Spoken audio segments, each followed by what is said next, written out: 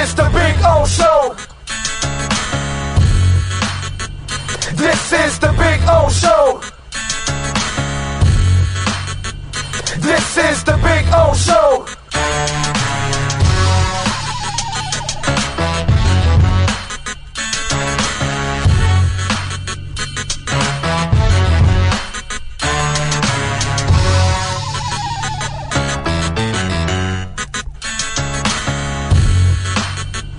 This is the Big O Show. This is the Big O Show.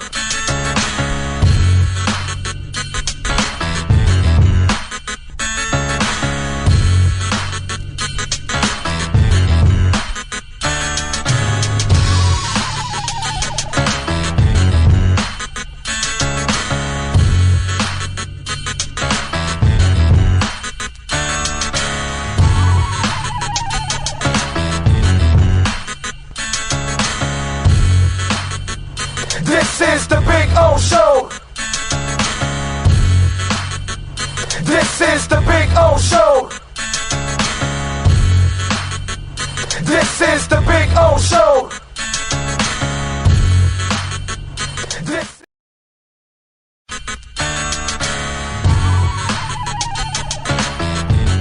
So here we are. I wanted to show you the backyard again because we had some trouble last time, but you know, cuttersedgepro.com does some amazing stuff, and there are the boys and the girl. They're having fun. There we go. Right, Maiden? Right, Bono? There we go. They're having fun. I'm having fun. Look at our Sylvester palm. It is beautiful. We got another one in the front yard like that. You can take your home and landscaping to the next level. And the artificial turf, look at that. Look at that. The two dinosaurs going at it, huh? Look at that. Gotta love the dinosaurs. Look at them. They like to bite each other's legs. That's what they do. They play with each other and then they bite each other and they piss each other off. It's fun. One is Bono, which is the one farther away from you, and Maiden. She's the girl right here. She's a badass. That's for sure. So anyway, see the flowers are coming out. Very nice. cuttersedgepro.com, folks. This big tree there will start budding that I'm showing you there soon. It'll have all kinds of flowers. I'll post another video and I'll show it to you. This is a backyard where everybody gets to hang out. Over there in the corner there, I put the barbecue to cook. So that way it's the farthest away from the house, you know. If I light myself on fire or somebody else, we're out in the corner away from everybody. There you go. So you can get some flowers coming out, which is a beautiful thing. And I swear by this artificial turf, it always looks phenomenal. I don't have to cut it. I don't have to water it. And so I'm saving a lot of money, hundreds and thousands in the long run, because I'm not watering or, of course, cutting the grass. And you know, here in South Florida, we cut the grass like every 10 to 14 days.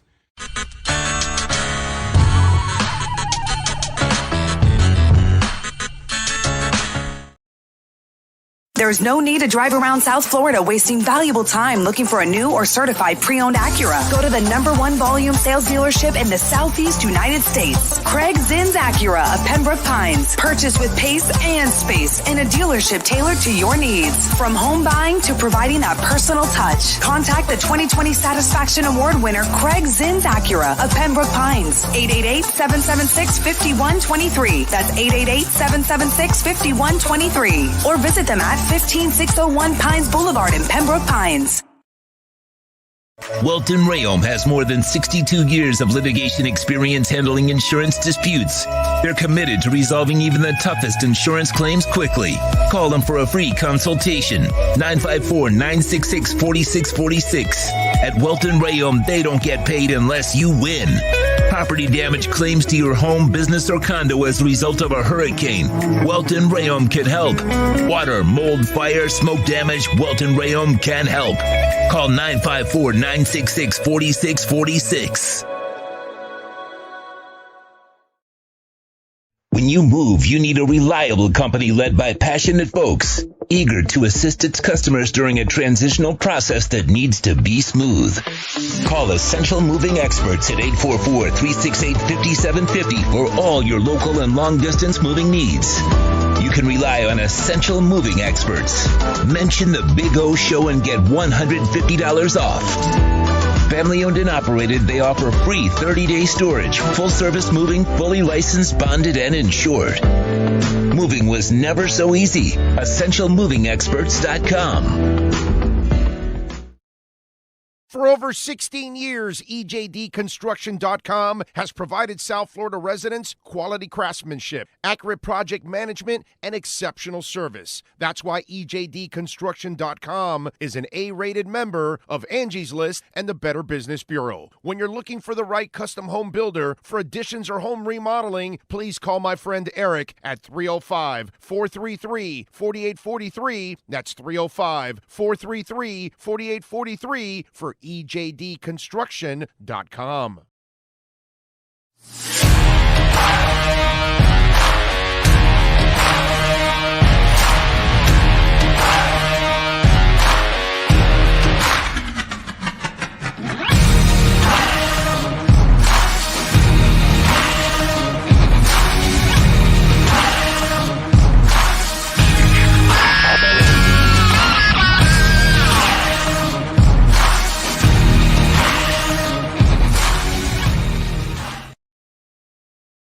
The viewpoint statements or beliefs expressed on the following program by the host, guests, or callers are not necessarily the opinions of FantasyXS.com, Media Group Inc., ownership, management, sponsors, or website. When it comes to South Florida sports teams, very few in the media have witnessed, lived, and covered it like the Big O. Let's start the program dedicated to your favorite South Florida teams with a passion that's unmatched. The Big O Radio Show is on. Here's the Big O. Alrighty, good morning, boys and girls. How are you feeling, Panther fans? You feeling good, Panther fans? Let me get some more light here. We got to add some more light in the situation. There we go. A little more. Make it brighter. Make the day brighter. There we go. Okay, that's a little better. Anyway, welcome aboard. Time to have some fun on the show. Plenty of ways to have fun. The one and only Sean Stanley, of course, is of managing and producing and mastering this entire platform. And it's good to have him back, obviously. And we got already folks lining up. Those Panthers last night, that was amazing. I actually I got out of the concert because I only went to see Mastodon. I didn't really give a shit about Gajira, and so when I left right after Mastodon, I'm in the car and I put the TV on, and so I'm watching the game all the way down, and they held them down for that entire period and then end up winning, 3-2. That was just absolutely amazing, man. Mahura gets nailed in the face, blood's gushing. He's coming back. I mean, Panther, hockey players are they're cut from a different cloth, man. And what you saw or what you're watching from the Panthers is just amazing mental toughness. They were down 3-1 in the series against the best team in the league in the Bruins, and they came back. And hell, they were down by a goal with a minute left in their entire season, and they came back.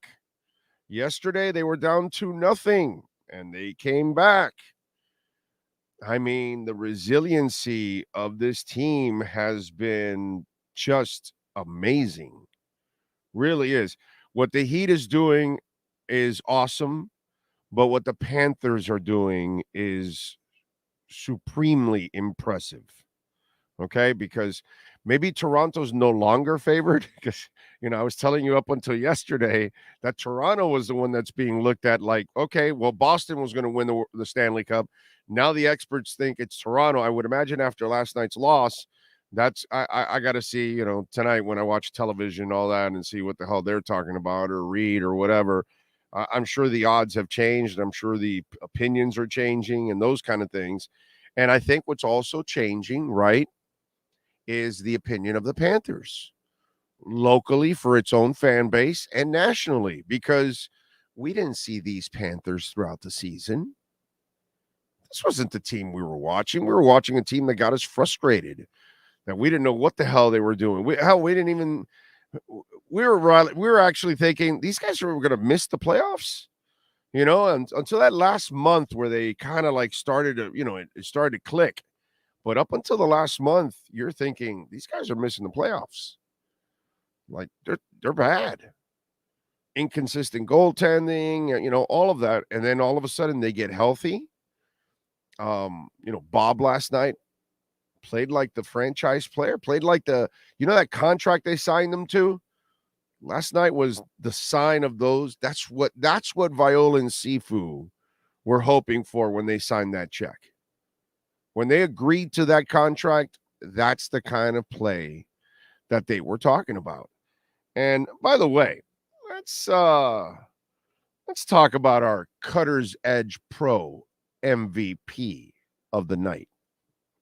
Who's last night's MVP? For your complete landscape solutions anywhere in South Florida, there's only one MVP. CuttersEdgePro.com. Here's our CuttersEdgePro.com MVP of the night. Well, listen, a lot of you know you've got the edge, right? Because you've called Cutter's Edge Pro since you've been watching this program. You see my backyard. I know several of you have been calling, and now some of you are getting the artificial turf because you've got dogs like I do. Well, I got to tell you, our Cutter's Edge Pro MVP of the night has got to be Bob. I mean, there's a lot of people you can point at, and Forsling was absolutely fantastic. Lundell was terrific, but we've got to go with Bob. Bob had 35 saves yesterday. He is playing like that $10 million goaltender.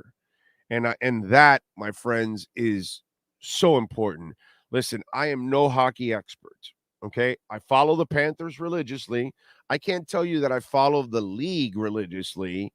The Panthers are going to start forcing me to follow the entire league religiously because this is the fourth straight year they've made the playoffs. And now they made all those changes last year, and we all thought, wow, maybe they panicked. They made too many changes, and they're not going to end up really seeing the fruits of those changes. Maybe they were bad changes. Well, now we see that they're good changes, and they're getting the results in the playoffs that they didn't get last year. Last year, they got to the second round, but got bounced easily. Here, they're already got a 2-0 lead on one of the best teams in the league.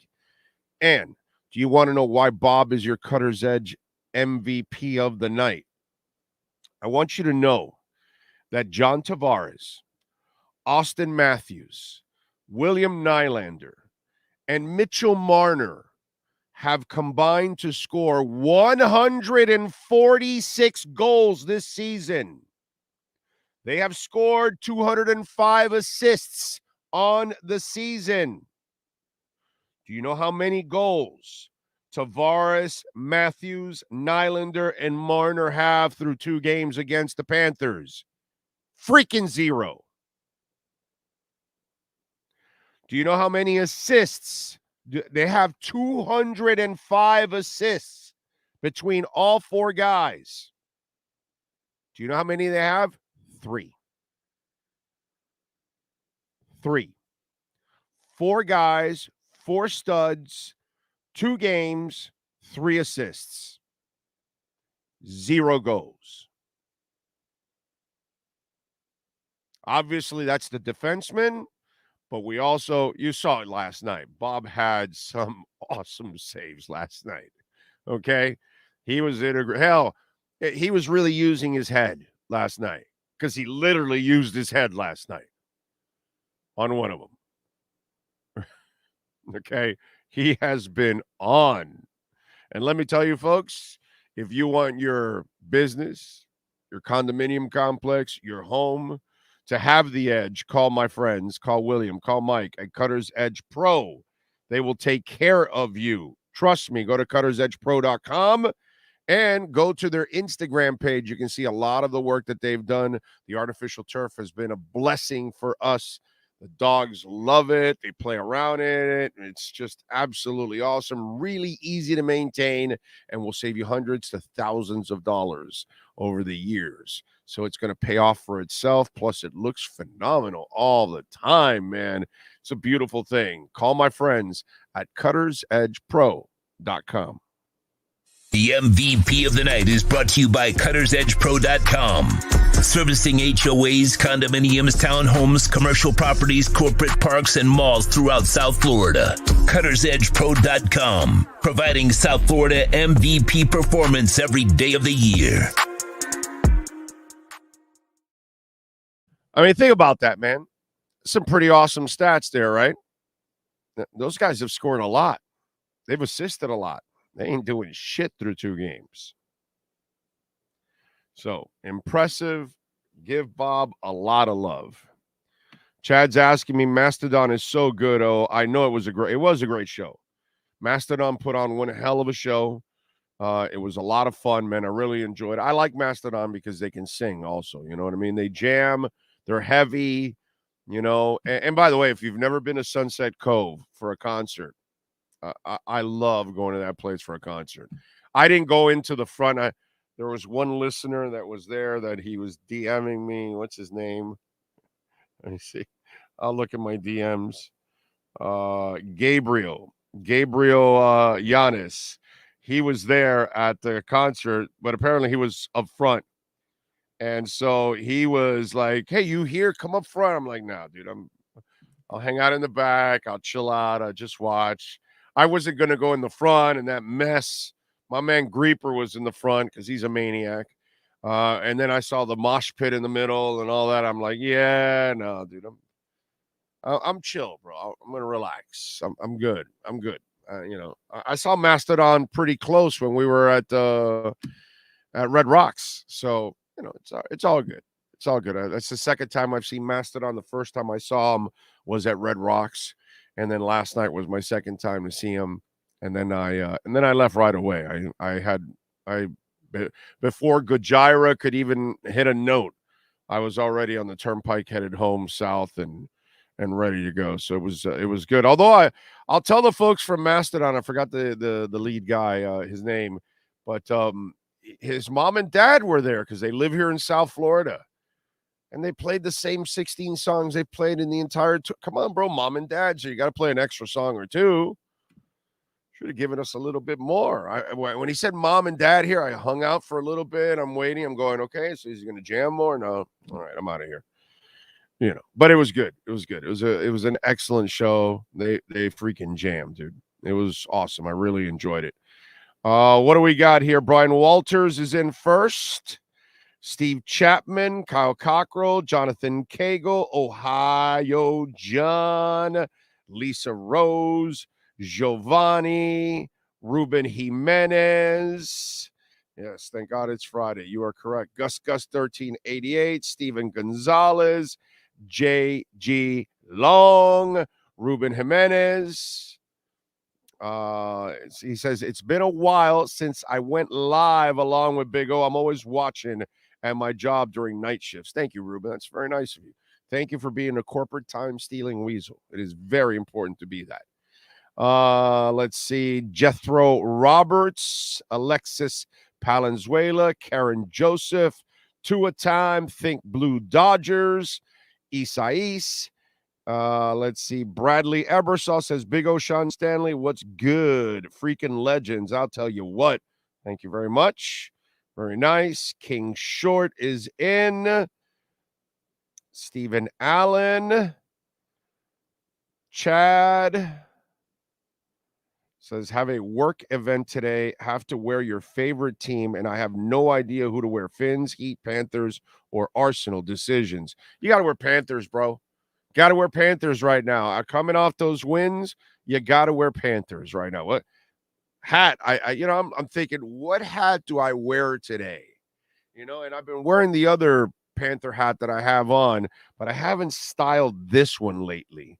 I don't know. In fact, I think this is the first time I ever styled this Panther hat on this show. So I got to go Panthers, bro. After that win last night, that was amazing, dude. Urban Posse says, good morning, Big O. Chris Ike from Arizona. Can't wait for the Dolphins season. My 11-year-old goddaughter from Miami Gardens, Florida, called yesterday to tell me NFL Network AFC QB list is BS. I laughed. Yep. That's all right. Tua will shut them all down and we'll win the title this year. You know, it's all good. Devin Jordan is in the house. Hunter Butler says we got too much fire and heart to see us not making it to the Stanley Cup Series. Let's hope so. Nizzle is in the house. Thank you, Nizzle. Or Sean, you feeling better today, Sean? Got a thumbs up for us there. You don't have to.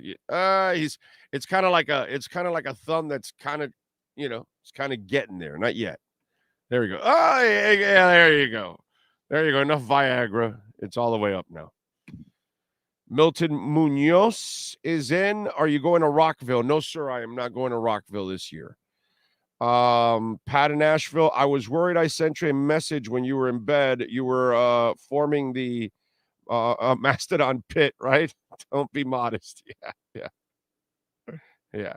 And bro, if you're running an extra one, get it. Yes, definitely. I got your message last night. So yes. Adam Sadowski, Alex Malash.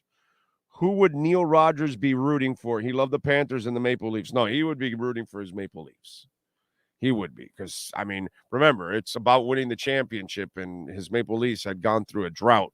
So, yeah, he probably would be rooting for the Maple Leafs at this point in time. Newstead Rock says, dude, 67. You are correct. Remember to smash the like button, says Jamie Zorria. That is very important, folks. Very important to smash the like button, okay? Right now, I see there's 145, 150, and there's 59 that hit the like. Come on, man. We're almost off by 100 people. You know, every time I watch a video, I actually, if I like the person, I'm going to, like the content and all that, I usually hit the like button, man. So please hit the like button. It would be very nice. And plus, it really helps the show grow because it gets it out more. The more likes we put on it, the better for us. So anyway, we got game 3 for the Panthers on Sunday at 6:30 on TBS. Can you believe the Maple Leafs? I told you to take the Panthers last night, right? Maple Leafs are favored by a goal and a half. I'm taking the Panthers again. The Maple Leafs are favored by a goal and a half again. I know they've got to win, but no lead is even safe against the Panthers. 2-0, down by 1, doesn't matter. They come back, and there's always open netters. So that goal and a half, even if they're leading by 2, you'll take out your goalie and you'll have the extra man advantage. I love when it's a goal and a half, and I love taking, if I like the underdog in this, I love the underdog taking a goal and a half. I'm taking the Panthers on Sunday plus a goal and a half. I think the Maple Leafs, and they're 3-0 on the road in the playoffs. In the first round, they won all 3 games in Tampa, and I get that. But right now, the Panthers are playing better than Tampa, better than Toronto, and better than Boston. Oh, hey, Boston. Hey, guys. You watching? You watching the playoffs? Keep watching. Anyway, so the Panthers are outplaying all those teams. So I disagree with Vegas. I'm going Panthers plus a goal and a half. The over and under 6.5, I don't want to touch. No, I'll leave the money line. I'll take the goal and a half here. I like that one. Okay. Even if Toronto won all their games against Tampa on the road, still taking it. I like what the Cats are doing and how they're playing, man. And let me tell you, all they got to do is win 1 of 2. That's it. But now, but more importantly, if you win on Sunday and you go up 3-0, that's as demoralizing as it gets. Because the way the Panthers are playing, how can you think, if you're Toronto, deep down inside, it's only human nature, we got to beat this team 4 times in a row? Because if you're on 3-0, you got to win 4 in a row. That seems insurmountable. So that's the thing about Sunday. Sunday can really, wow. I mean, you just split at home and you're up 3-1. You're golden. But in a perfect world, man, if you can win on Sunday and really, I mean, that really disarms them completely. You know, that would really put you in a hell of a position. Be really impressed with that if they're able to do that. Hey, don't forget to call our friends at Essential Moving Experts, Sean Williams and the great people at Essential Moving Experts. Omar Kelly will join us today at 11:30. And of course, that's the Essential Moving Experts Miami Dolphins Exchange. But if you're looking to move, you're looking to change, homes, or maybe your business is growing and you want to move it to another spot, Essential Moving Experts can help you out, whether you're moving within a neighborhood, within the county, within the city, within the state, from state to state, across the country. It does not matter. Sean and the great people at Essential Moving Experts will take care of you. 386-213-4054. That's the number. Tell them that Big O sent you. 386-213-4054. Big Dolphins fans. That's why his business is all Dolphins colors, aqua and orange. So you got to love it. Sean is absolutely amazing, man. 386-213-4054. Give them a ring. Tell them that Big O sent you. Promise you that they'll take care of you, man. They're really, really good people. Big Dolphins fans and big supporters of our platform. Please reach out to the people at Essential. Oh, by the way, if you're moving from one home to another or one office to another, and maybe the other office or the other home isn't ready for another week or two or maybe a month, Essential Moving Experts will actually hold all of your stuff for that week or month in their warehouses on the house, up to 1 month for free. Maybe you need 2 or 3 months, then you can negotiate the rest. But if it's a week or two or even up to a month, complimentary by hiring them, they will hold your stuff even up to a month for you just to make sure to help you with the transition process. So they have, warehouse space to help you out, man. Great people, Essential Moving Experts. Go check it out. 386-213-4054. Knight, thank you for the love on the super chat. He says, I recommend the T.O. and Higgins interview. Higgins is very smart and humble. I see why Mike and Chris drafted him, even guessed where he'd be picked. Okay. I'll check out the T.O. and Higgins interview.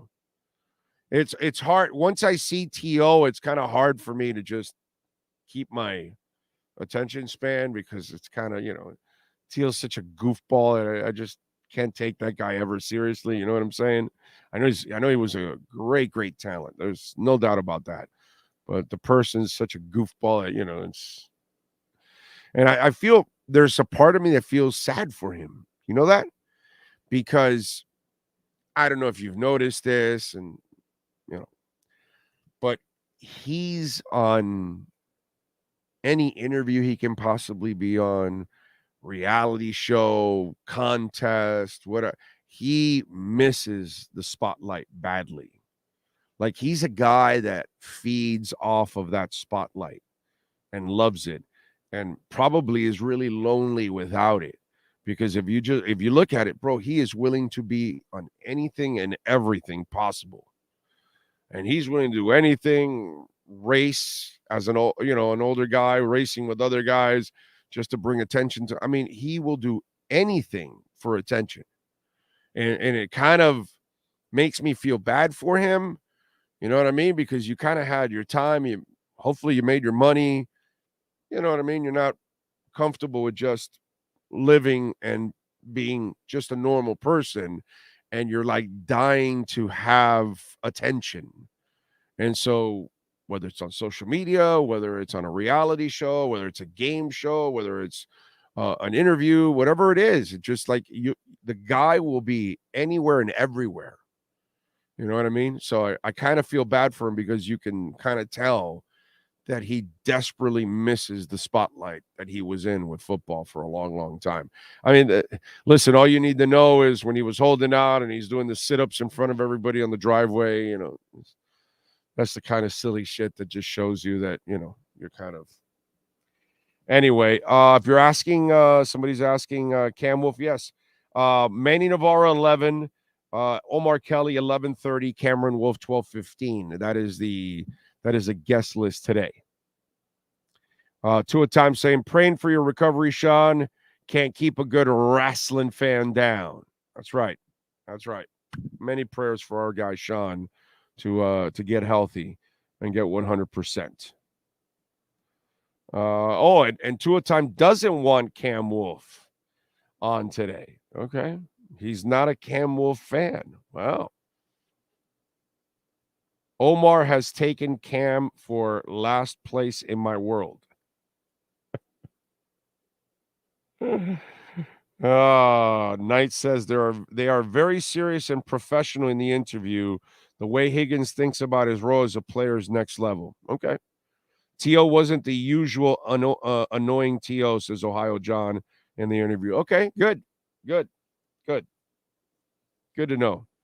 I'm thinking Spin Buster into a Scorpion Deathlock would do the trick. Samuel says he's been praying for Sean's recovery. Please, everybody, let's get Sean to 100%. Hopefully, we'll get him there and get him back in the ring too. Okay. Jamie says, brother, we need to get you to 25,000 subscribers by the end of this season. Well, spread the word. You know how it helps? The like button. The like button gets it out to more people. So more Dolphins, more Heat fans, more Panther fans, more Marlins fans, Inter fans, sports fans, maybe a little crypto, whatever. And, different reasons, music maybe. They can follow our show for all those kind of things. You know what I'm saying? So that like button is the most important thing. If you can't visit our sponsors, which is incredibly important because that's what sustains and allows us to add insiders and all that kind of stuff. But if you can't visit our sponsors, then liking the show is the next best thing that you can do. Outside of that, that's it. Unless you want to make a donation or whatever like Knight did. And remember, by the way, you can make a donation through Cash App or Venmo at Cash Big O Show. That is Cash Big O Show. And you can even make a Bitcoin donation through Cash App or Venmo at Cash Big O Show. Big O, I just can't get over Cam saying nobody in the NBA is scared of Jokic.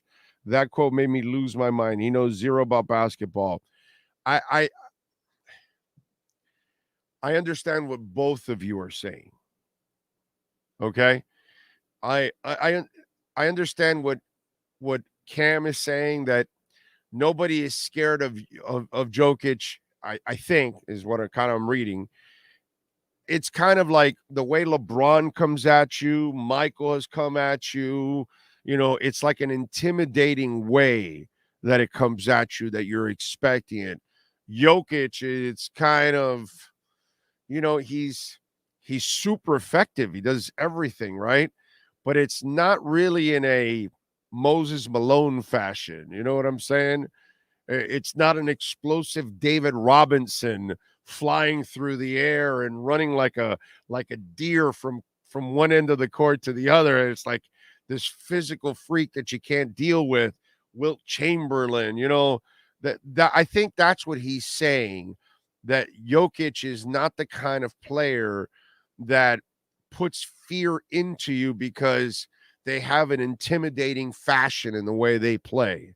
You know what I'm saying? And then on the flip side, I understand what you're saying, because he is super impactful. Even if he plays kind of an old man game where he doesn't have to be that fast, he doesn't have to jump through the roof. He doesn't need those kind of things because his skill set, like Luka Doncic, is superior. You know what I mean? So his vision, his passing skills, his shooting, all of those things are so A+ that he can do it with a lesser body. You know what I'm saying? Whereas some of these other guys, they need to have that athleticism in order to be who they are. You know what I mean? So I kind of understand where both of you are coming from. You know what I'm saying? That Jokic is not feared in that way when he really should be, because, dude, just look at the numbers. You know what I'm saying? And I think also Denver's lack of big time success hurts Jokic in the long run, like any star, by the way. It's kind of like, remember what well, maybe not all of you watch every day and every moment. Some of you just watch little segments here and there, so you don't really get to catch the whole show. But remember what I was talking about with Dak Prescott yesterday? Oh, yeah, no, I won't worry about the contract. They'll get the extension. Then I'm sitting there going, if you're the Cowboys, in the next 2 years, I'm trying to find his replacement. I don't want to extend this guy. I don't want to stay status quo with. I get it. You stay with Kirk Cousins and Dak until you can actually get like a real franchise guy that's better than him. I understand that, but it's like, my God, if I'm the Cowboys or I'm the Vikings, I'm really trying to find somebody better, because you should be convinced by now that neither one of those guys, unless you have an absolutely dominant team, you're not winning a championship with those guys. You're just not. You're going to need like a team that is so impeccable around them that all they have to do is facilitate and no pressure on them. You got to Trent Dilfer their ass in order to win a championship. You know what I'm saying? And so to me, that's, you kind of look at those kind of things. And so I understand, from both of you when you're talking about how you feel about Jokic and things like that. But there's no denying that the guy is great. Look, I get pissed at Doncic because Luka, he's so good. Can you imagine if he actually took care of himself? And if he actually had a better body and he had less weight on himself and he could actually move better and be a little bit more athletic and be faster and agile with his skill set, my God. So it kind of pisses me off with him. You know what I'm saying? With Jokic, he's 7 foot, dude. He is what he is. I don't think you're going to get him to move any faster. You know what I'm saying? But I understand where both of you are coming from on that one. Louis Notare says, Big O, New Jersey Devils fan here from the Jersey Shore. Here's a New Jersey Devils, Florida ECF, and great Fin season in 23. Thank you, sir. And good luck to your Devils, unless they're playing my Panthers. Big O, what's your take on Mike Irvin's suspension? Seems like overkill to me. Okay, I can only go by what I see. It didn't look like he did anything with that woman. Unless there's something that's been unearthed that I have not seen lately. If there is, please let me know. But I haven't followed up in the last couple weeks here, a week or two. I know that he's super pissed, and I know he said he was like in a dark place, which I don't blame him. I think this is a bunch of horse shit. I think this is all the corporate bullshit that goes on in the world. Right? And so if there's a chance of them getting sued or them being at a disadvantage, they're going to dump you like a bad habit. But if they can get away with it, they'll get away with it. You know what I'm saying? Look at the Tucker Carlson thing. Fox thought they could push the envelope, let him push the envelope and all that until it got to the point where, wow, it's no longer pushing the envelope now. Now it's like outright racist and all that. Oh, we got to back away. We got the lawsuit going on with Dominion, and then we got the other one coming up with what is it? Whatever Chromatic, whatever the hell the other one is, which is going to be another big ass lawsuit and could expose the host and all that. So we got to get rid of him because he's going to cost us.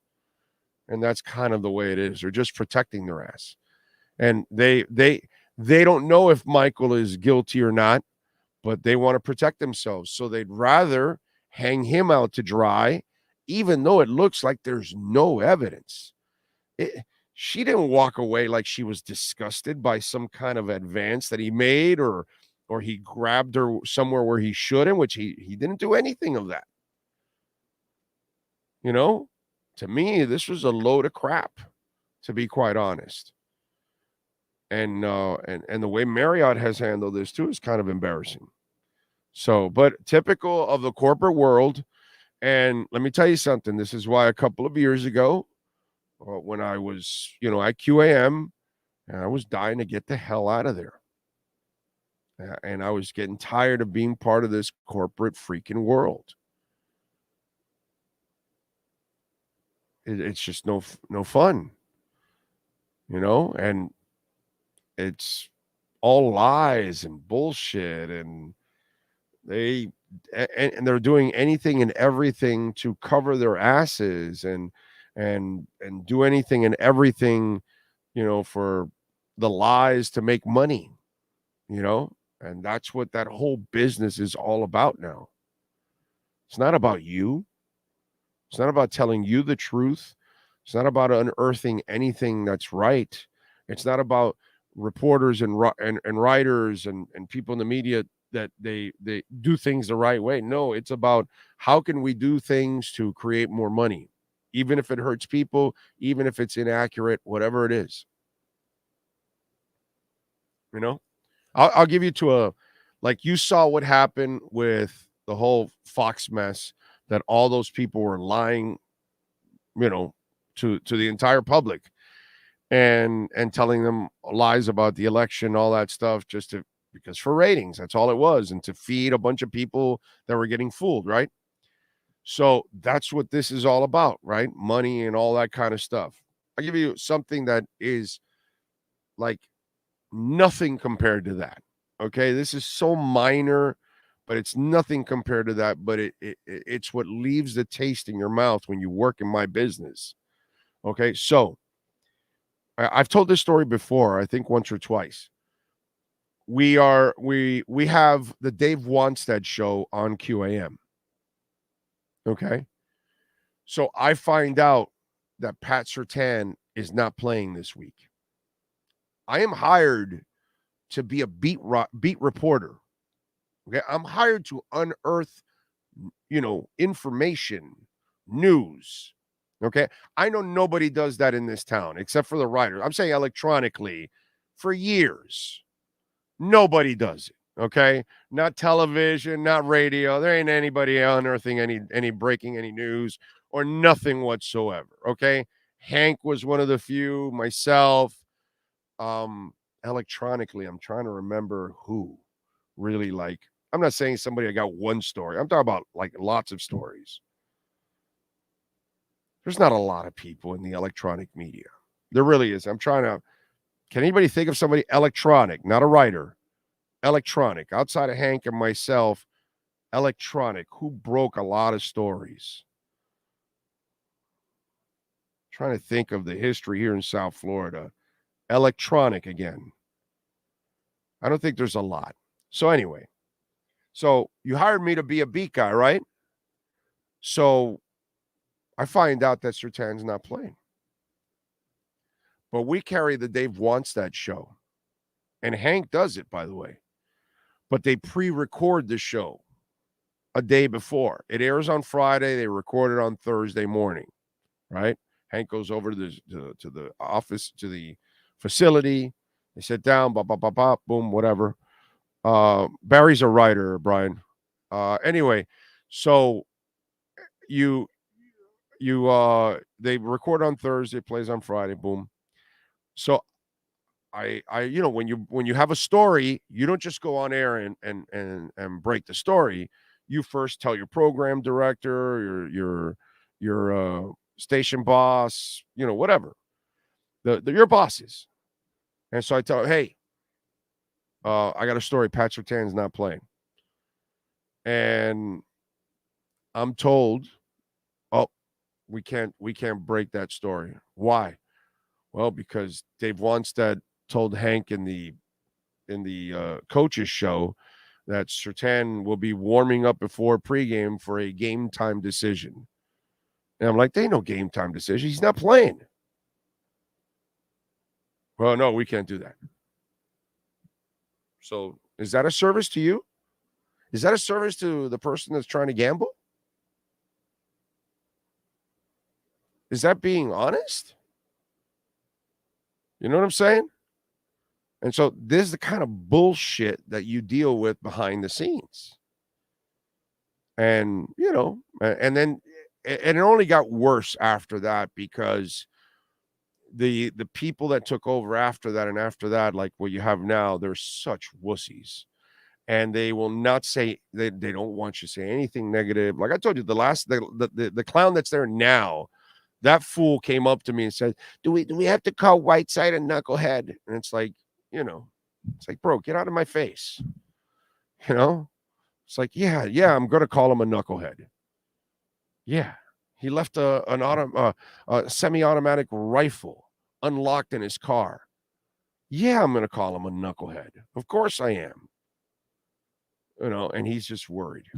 But this is the kind of crap that goes on. And the people in news have to deal with it, and the people in politics have to deal with it, the people in sports have to deal with it because they worry about everything above. And it's, well, wait a minute. Did you hire somebody to get the news? Did you hire somebody to get the information? Did you hire somebody to break the stories? Well, then why'd you hire me for, bro? You know what I mean? Why am I building relationships with people? Why am I wasting my time getting to know people, scouts and coaches and general managers, assistant general managers, college directors of scouting, pro directors of scouting, agents, all the kind of people that you need in order to get information. Well, what am I doing that for if I can't actually share the information? I can't tell the Dolphins fan that, hey, Surtain's not playing. I can't tell the gambler, hey, just so you'll know, you're gambling, but Surtain's not going to be on that side of the field. And what, you're going to find out 5 minutes, 10 minutes before, or 15 minutes before game time? Come on, man. That's horseshit. And this is the kind of crap that we have to deal with sometimes. Smartmatic, right? That's it. That's the other one, Smartmatic. Yeah, they're in a hellhole, those people. Francisco says Cam is good, but I like the way you and Omar debate. Yeah, we have fun. Edward Thurston House says, glad Sean is back. You can't keep a wrestler on the mat. Tonight, I think Butler will be shooting more three-pointers and not much of the inside game. Well, I hope not, because he's not a great three-point shooter. Yeah, it is disgusting what's been done to Irving. I agree with you, True Fin fan. It just looks, the optics of it all with Mike Irving look disgusting. It's disrespectful. Jasmine hit 74? Wow. It was holding strong, dude. 70, 71, 72. It's been holding super, super freaking strong. That I've been really impressed with. Yeah, dude. It's up 5.5% almost. It's up to 74. Yep. And Bitcoin's up to 29,400. So Bitcoin is moving up. I like that. I like that big time. Yeah, very impressed. Jasmine has held really, really strong, dude. Really strong. So impressed with that. So, what do we have here? Morning. Oh, today's my son's 15th birthday. Having a few beers. There you go, Eugene. Well, tell your son I say happy 15th birthday, young man. May you have 100 more. That's right. I want you to grow to 115 so you're all wrinkled up. Okay? Oh, man. That was good, Kyle. Nice job by you giving me a heads up on Jasmine. That is strong, dude. Strong. It's almost like because you watch a lot of the altcoins are down right now, right? Like right now, it's great deals right now are going on with Mutable X and other ones that you can get at a great price, Polygon and stuff like that. Avalanche. Oh my God, Avalanche just cut an enormous deal the last 2 days. Anyway, Alibaba, which is like the Amazon of the Far East, they're going to build on Avalanche's blockchain. It's just stupid. Anyway, so But Jasmine, out of a lot of the altcoins, has held strong, if you've noticed, the last couple of days. And you almost get the feeling like, that bottom is built right now, that floor is there, and that it's ready to take off. And you telling me that it's at 74, and I look at it, I'm kind of not really surprised because it's kind of looks so strong the last couple of days because it really hasn't gone down like others, like a lot of other altcoins have gone down, where you can get some really good bargains. And I still think Jasmine's, if you haven't gotten any Jasmine, it's great. You're under a penny, dude. Give me a break. It's ridiculous. Things are going to soar. Let's see. Brian says they were probably protecting the team and coach for whatever reason. Yeah, but that's not our job. It's not our job. Okay? That's the problem. Big O, thoughts on O-line? Any news?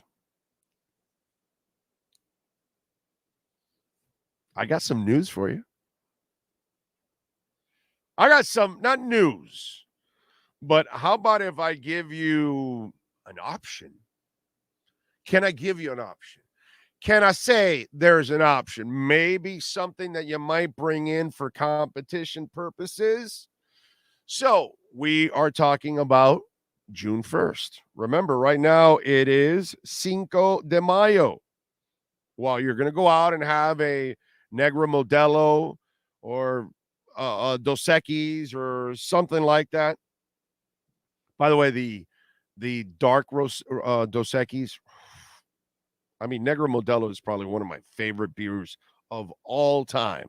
Okay, but I got to say that dark Dos Equis, oh shit, that thing is absolutely phenomenal. Great beer, dude. Really like that beer. So we have something that's going to happen because June 1st, we got cuts coming. Everybody knows about Byron Jones, right? They're going to cut Byron Jones. They're going to open up a bunch of money, as we told you that they would cut Byron Jones last offseason. Remember, last offseason, we told you they would cut Byron Jones this offseason, and we told you they'd cut X 2 years from now. Remember that. Okay? Remember that.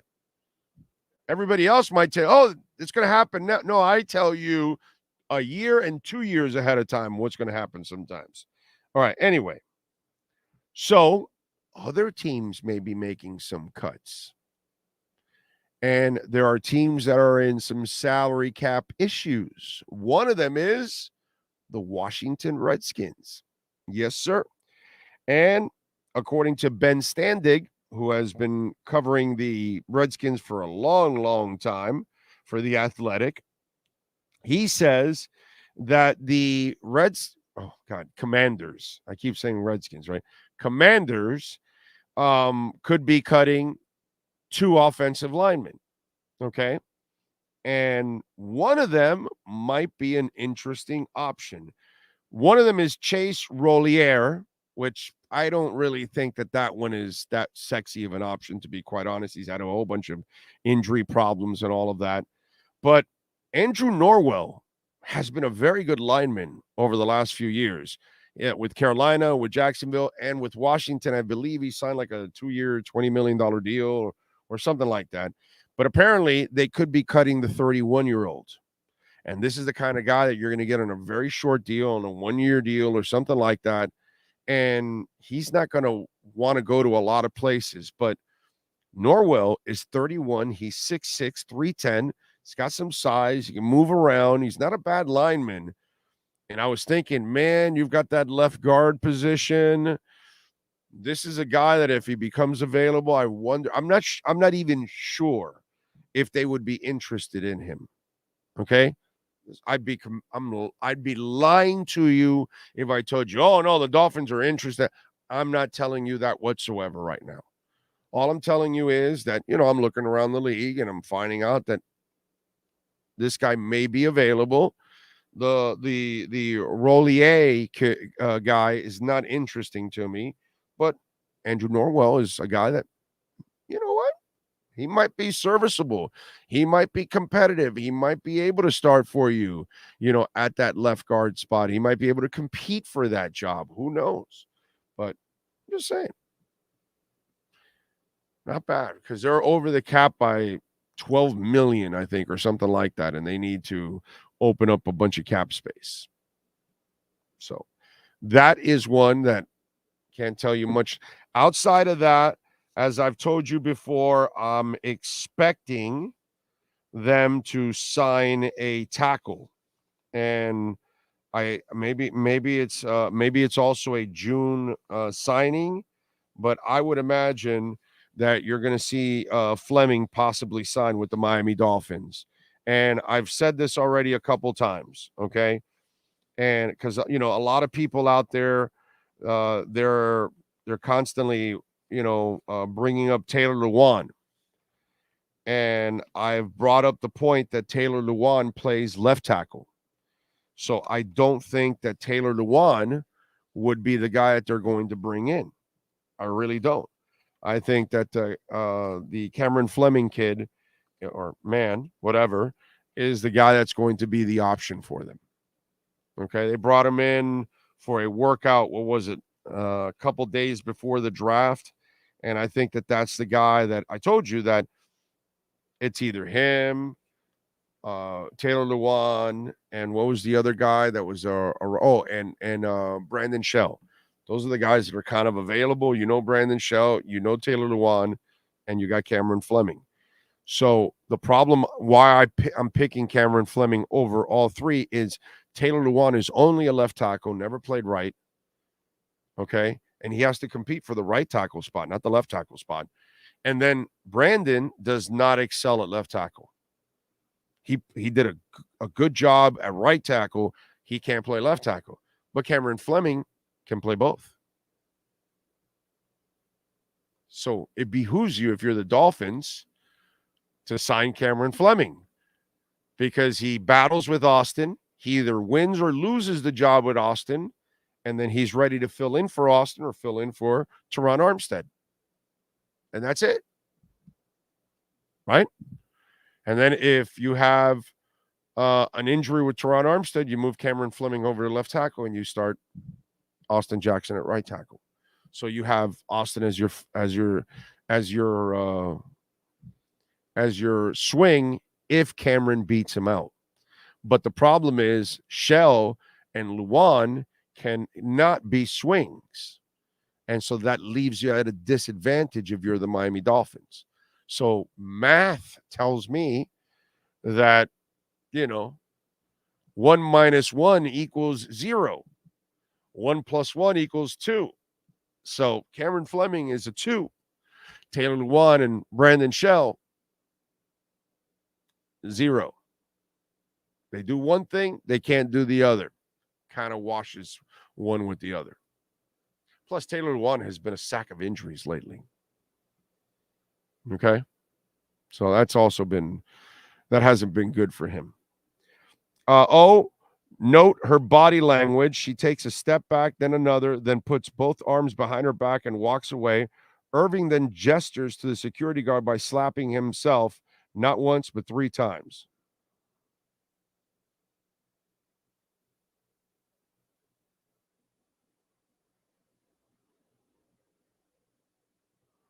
All right. Yeah. O likes his beard dark like his women. Well, I like them all colors. So dark, medium, light, doesn't matter to me. So I definitely have what's that called? No biases. Okay. Beauty comes in all shapes, colors, and sizes. Natural habits, Big O. I like it. If it happens, give them a tryout. We'll see. Big O, if you were in the Heat's front office, what would you do or change? Well, see, that's a loaded question, my brother. Okay, I want to trade Duncan. Who wants him? I want to trade Lowry. Who wants him? See what I'm saying? So it's really easy to say you want to make a change, but then it's not that easy. The problem with fans is a fan will call in or send in a text or a tweet or put it on the chat board and say, "Oh no, yeah, we should trade for this guy." No, yeah, no doubt we should definitely trade for him. What we do is we give him Gaskins and a 5th rounder, and they'll give us Derrick Henry.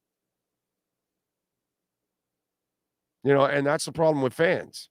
And so, a fan there, Daniel, you'll say, well, why can't the Heat trade Duncan? Well, that's because the Heat made a bad signing. I see that Barry Jackson wrote an article today talking about what I talked about a week and a half ago, that the good thing about the playoffs, that if you got some of these guys performing well, you could create trade value for them. Like, Duncan has hit some shots, so maybe he's increased his trade value. But what's the trade value? What are they offering for him? You know what I'm saying? And so that's the key. You may want to do something. The real question is, who wants what you have? And I don't think that the Heat have a lot that people want. And that's your real problem. And so they're not going to have the ammunition to trade for a star, because others will have way more ammunition than Miami. Miami might have 2 or 3 first rounders. Now, those first rounders are never going to be good first rounders, but then there's going to be a bunch of other teams that are going to have 5 or 6 first rounders, and they're lesser franchises. So those first rounders will end up being higher picks, and they'll go with that instead. So they're never going to have the ammunition because of the way they've put themselves in a position that they've given away so many picks over the years. And then because they haven't signed enough real stars, they don't have enough stars to trade. You know what I'm saying? And I know, what are you going to do? Trade Caleb? Might be one of your few young guys you want to keep.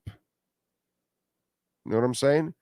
So it's not so much what you want to do. It's what can you possibly do? What's realistic? What's sexy? What do people really want off this roster? And that's the question you have to ask yourself. So it's a really difficult offseason for the Heat. And that's only because they've put themselves in this position by making a roster that's really difficult to move.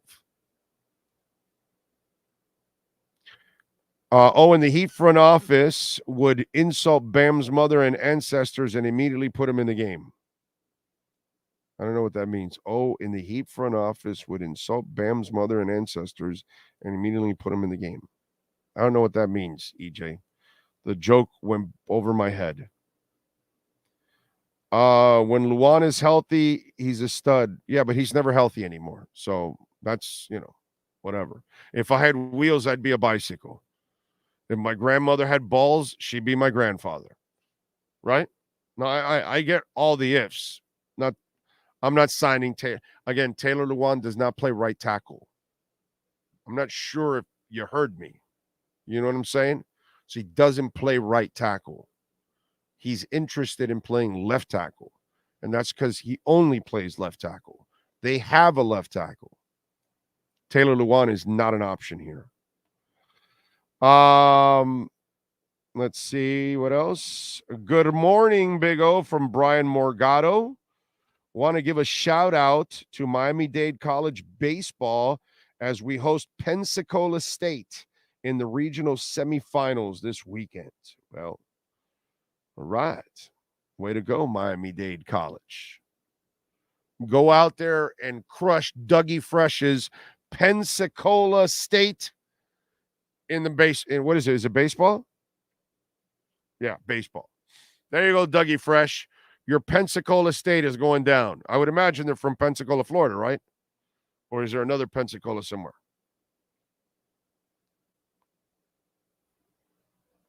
Bam joke is you'd piss him off so that he I see what you're saying. I see. Yeah, it's not in him. I'm convinced of that. He has no mean streak. He's too much of a nice guy. He's such a decent human being. He's such a good person. I don't think Bam knows how to be a badass every moment of every day. And I have to come to this conclusion. He doesn't have the offensive game because he just doesn't have the confidence to impose his offensive will, as I say all the time. So I don't even know if you can piss him off by insulting him all kinds of ways. I really don't. Big O, tiny gift to your audience. Lambo and Misser. Are those two coins or something? Are those two meme coins or something? I don't know who the hell they are. Have no idea. Never heard of it. Porzingis for Clowney or Clowry or whatever. Yeah, I don't think you want Porzingis, bro. Oh, what would your reaction be if the Heat signed Dylan Brooks? Yeah, I can see Spo and Riley wanting Dylan Brooks, a big mouth, inefficient player, to play for that team.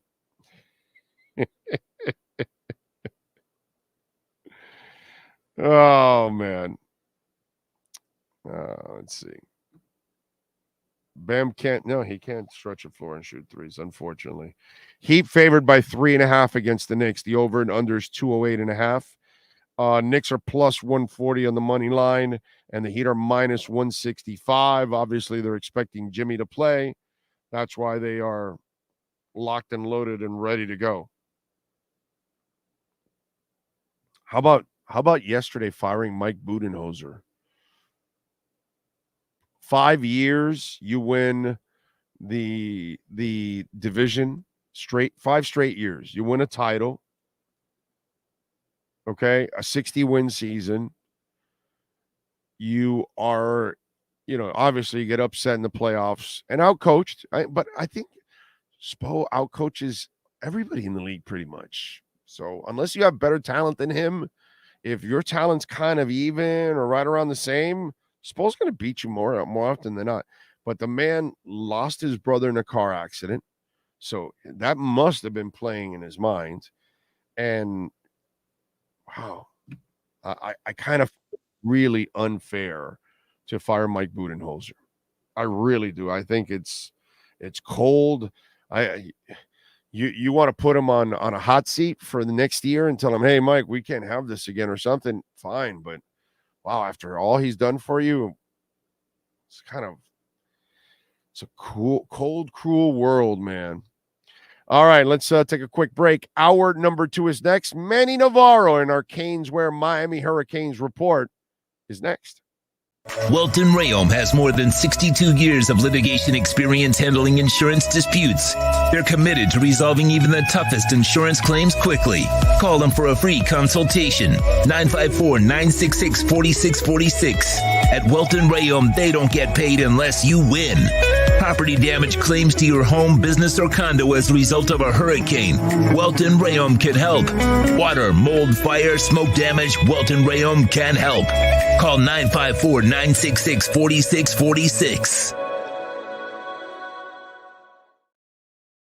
For over 16 years, EJDconstruction.com has provided South Florida residents quality craftsmanship, accurate project management, and exceptional service. That's why EJDconstruction.com is an A-rated member of Angie's List and the Better Business Bureau. When you're looking for the right custom home builder for additions or home remodeling, please call my friend Eric at 305-433-4843. That's 305-433-4843 for EJDconstruction.com. When you move, you need a reliable company led by passionate folks, eager to assist its customers during a transitional process that needs to be smooth. Call Essential Moving Experts at 844-368-5750 for all your local and long-distance moving needs. You can rely on Essential Moving Experts. Mention the Big O Show and get $150 off. Family owned and operated, they offer free 30-day storage, full-service moving, fully licensed, bonded, and insured. Moving was never so easy. EssentialMovingExperts.com.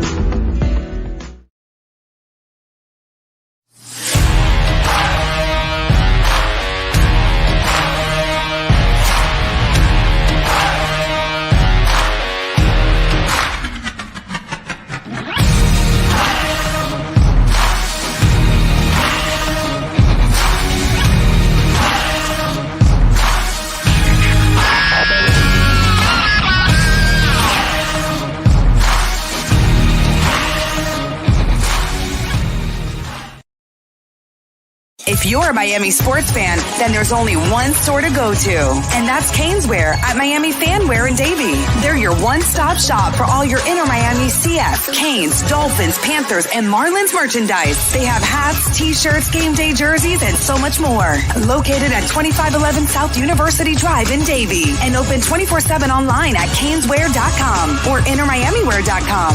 Call them at 954-835-5597. Caneswear, the spot where Inter Miami and all Miami sports fans shop. The viewpoint, statements, or beliefs expressed on the following program by the host, guests, or callers are not necessarily the opinions of FantasyXS.com, Media Group Inc. ownership, management, sponsors, or website. Time for Canes fans to get what they want. Information, insight, and perspective. It's the Caneswear Miami Hurricanes Report with Manny Navarro, exclusively on the Big O Radio Show. Here's Big O and insider Manny Navarro. There, ready to rock and roll. Good morning, sir. How are you doing, my man? I'm doing great. How are you? Excellent. Cannot complain. So let me ask you something. In an off season now where we are watching changes being made, where there's coaches, obviously you're making a lot of changes on the team, players leaving, new players coming in, NILs, all that stuff happening. Yeah. What should the expectations be? Because the problem has been so far, we put too much expectations because Mario took over, because we like Mario, because he's a Miami guy, because he played for Miami. Because of all that, we almost expect him to wave a magic wand and everything goes away. And then last season was kind of a wake-up call for a lot of people. Like, yo, this program ain't very good, and this guy inherited a bad program. And then his staff didn't do a good job either on top of all of that. Right. So what are the expectations, even if you've made changes? Players are still young. You know, this program still hasn't had a lot of success. It doesn't have a lot of anchors, overall. So how are you looking at the expectations going into the season? Because I think you posted yesterday, a day before, whatever, Clemson favored by 10 in the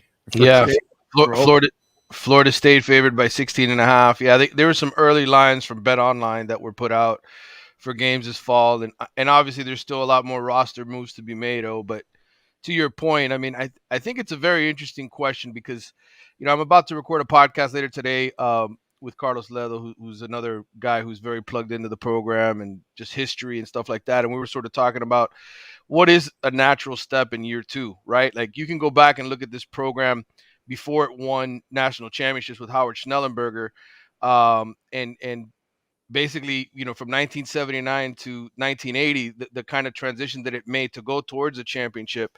And I looked up a bunch of sort of different examples across college football. I'm going to share some of the notes with you. Schnellenberger in his second year went 9-3. Miami finished 18th in the AP poll in 1980. Now, granted, at the Peach Bowl? That was the Peach Bowl win over Virginia Tech. Well, let me tell you something. Because how old were you then? I was only 2 years old, though. This was. So let me tell you, because I was obviously I'm a little older than you. Yeah, dude, we were on freaking cloud 9. Yeah. Okay, like the Canes winning the Peach Bowl was the biggest shit out there, bro. We were so impressed. We were happy. My God, I'm going to save my Miami News. They won the Peach Bowl, that kind of shit.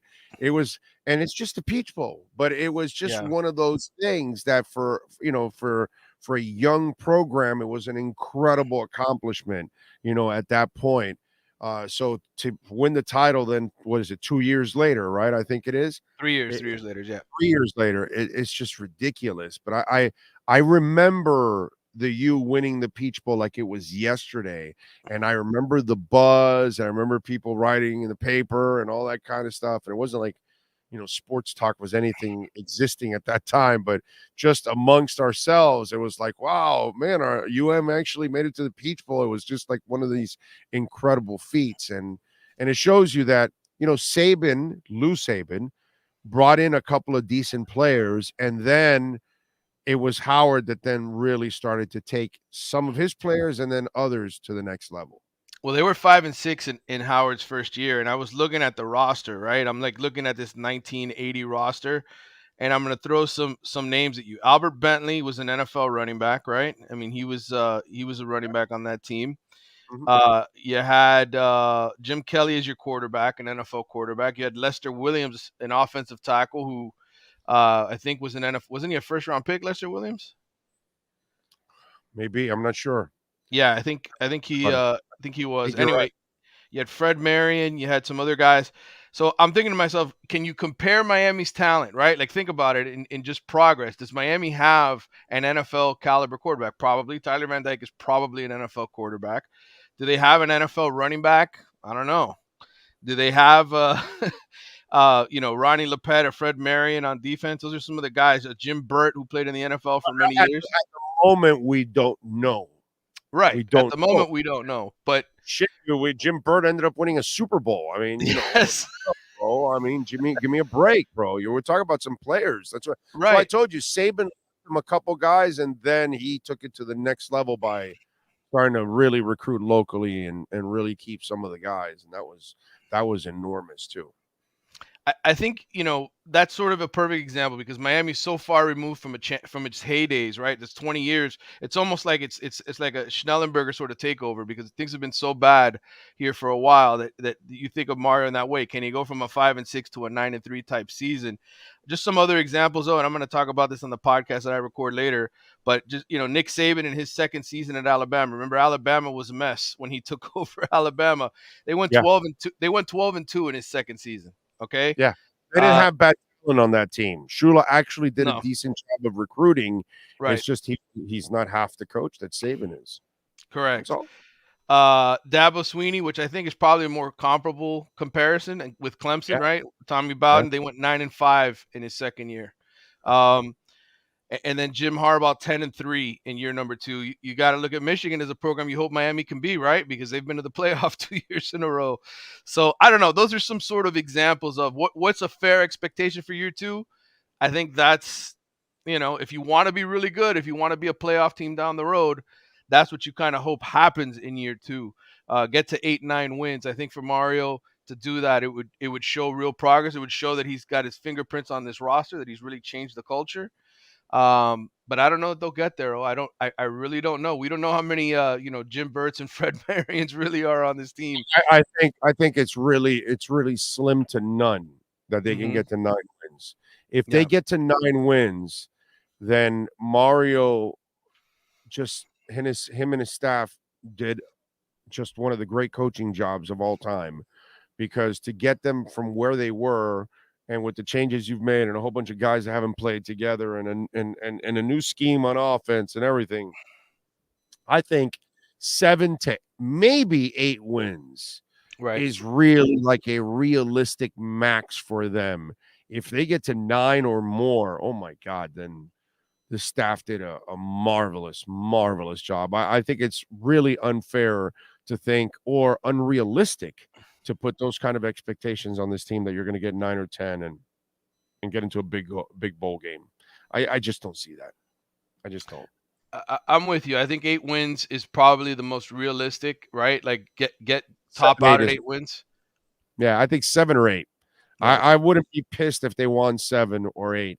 I'd be, yeah, this is kind of what they are right now. And then the following year, then that's when, although you do lose your quarterback. So all of a sudden now you start fresh with a new quarterback, and then that becomes, because until you have an established program, when you make a transition to a new quarterback, but you have a line that, 4 of them have been around for 3+ years, or you have a leading receiver, or you have a leading tight end, or you have, 2 or 3 established running backs or something, then you can make that new quarterback's life that much easier.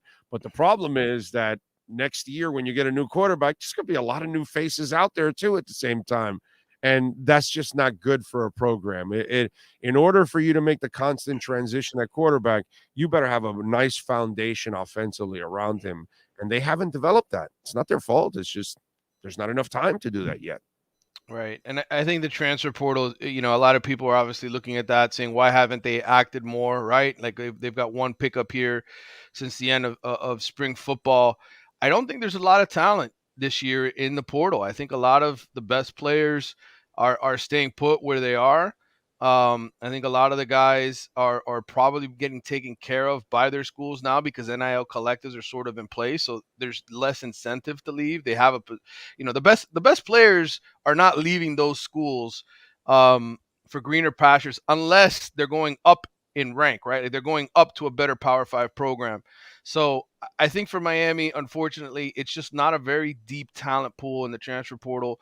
And I think, this is where being a great recruiter like Mario Cristobal has to come into play, and why he always says you don't build through the transfer portal, you build through recruiting and your own guys. And that's the key to this all. Yeah, no, I agree with him in that sense. I mean, I think I almost think like you got to lean on that transfer portal as you get closer to being a big time team. But for now, you want to really lay that foundation with guys that are going to be around for you for 3, 4, 5 years. Right. That's what I think you really want to do right now. Focus on that a lot. It's nice to get a guy or two that can help you out, but maybe you're right. Maybe they don't feel that there's a ton of difference makers out there for them, at this point in time. But I will ask you, recruiting wise, what's going on? What's the latest? Well, this is a big weekend in terms of guys that they've been talking to through the transfer portal for a minute. A couple names that I can confirm for sure are on campus. A couple of junior college kids who are pretty well recruited. They have other Power 5 offers. One of them's an offensive lineman named Amari Wiggins out of Coffeyville. 6'3", about 300-pound interior offensive lineman. Kid grew up in Florida, went to the same high school as the number 5 overall pick, Devon Witherspoon, from the draft last weekend.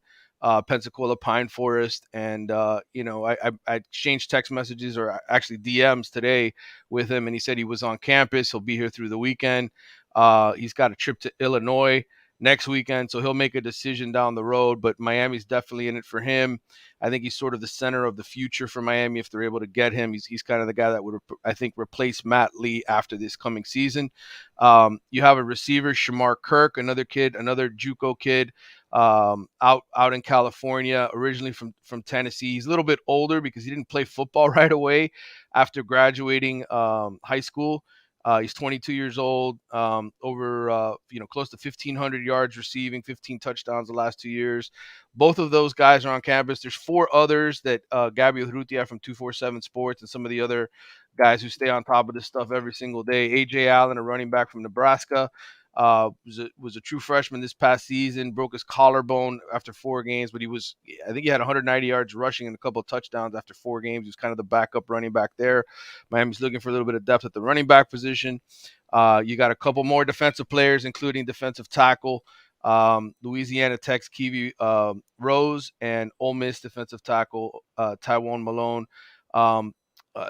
Rose is more of an older guy, 6'3", 303 pounds, 32-game starter, All-Conference USA this past season. Malone is the kid we've mentioned before, the baseball player, the guy who hits big home runs, 6'4", 300 pounds. And then you have North Texas linebacker Larry Nixon, the third, 6'2", 236, another grad transfer, a guy who was Conference USA, over 100 tackles. All of these guys, to me, are they frontline first team starters? Maybe not, but they're guys that'll be in the rotation and give you the kind of depth that you need to survive through a season. AJ Allen's the kind of guy you bring in here and he can be your number 2 running back. He can be a change of pace guy in this lineup. He can be insurance for Don Chaney Jr., who we know is always getting hurt. Tywone Malone, could he be one of your top 3 defensive tackles? Absolutely. He could get in the rotation with Leonard Taylor or Jared Harrison Hunt and play a lot and give you valuable minutes. Same with Kiwi Rose. They're not going to beat Darrell Jackson. Darrell Jackson, who Miami lost at Florida State, was a 12-game starter and a run stuffer and a good player for you. But they're the next best thing. And really, when it comes down to it, it's how deep are you in college football these days to survive all the injuries, to survive the things that your team goes through year to year to year. So I think it'll be an important weekend for Miami, but I don't know that we'll get answers right away after this weekend. We may see a commitment. We may not. A lot of these guys, I think, are still visiting schools, still sort of figuring out where they're going to go. So we may not have answers until a couple weeks from now on some of these dudes. By the way, completely off the wall question with the Panthers kicking some Mhm. ass here. Yeah. Whatever happened to that Hurricanes hockey team? Do you know anything about that? The university hockey team? Yeah, Yeah, I mean, yeah, it was it wasn't like an official team, right? It was kind of like no, what? I don't wanna call it a fraternity team, but it's I forget the correct terminology for it. Oh, but yeah, they were playing here in Pembroke Pines Ice Arena. I know that they would have some of their home games, there. I'm not sure if it's still going on. There was somebody who would always message me on Twitter when they were playing, to tell me, hey, they won or they lost. It was just sort of a hockey guy.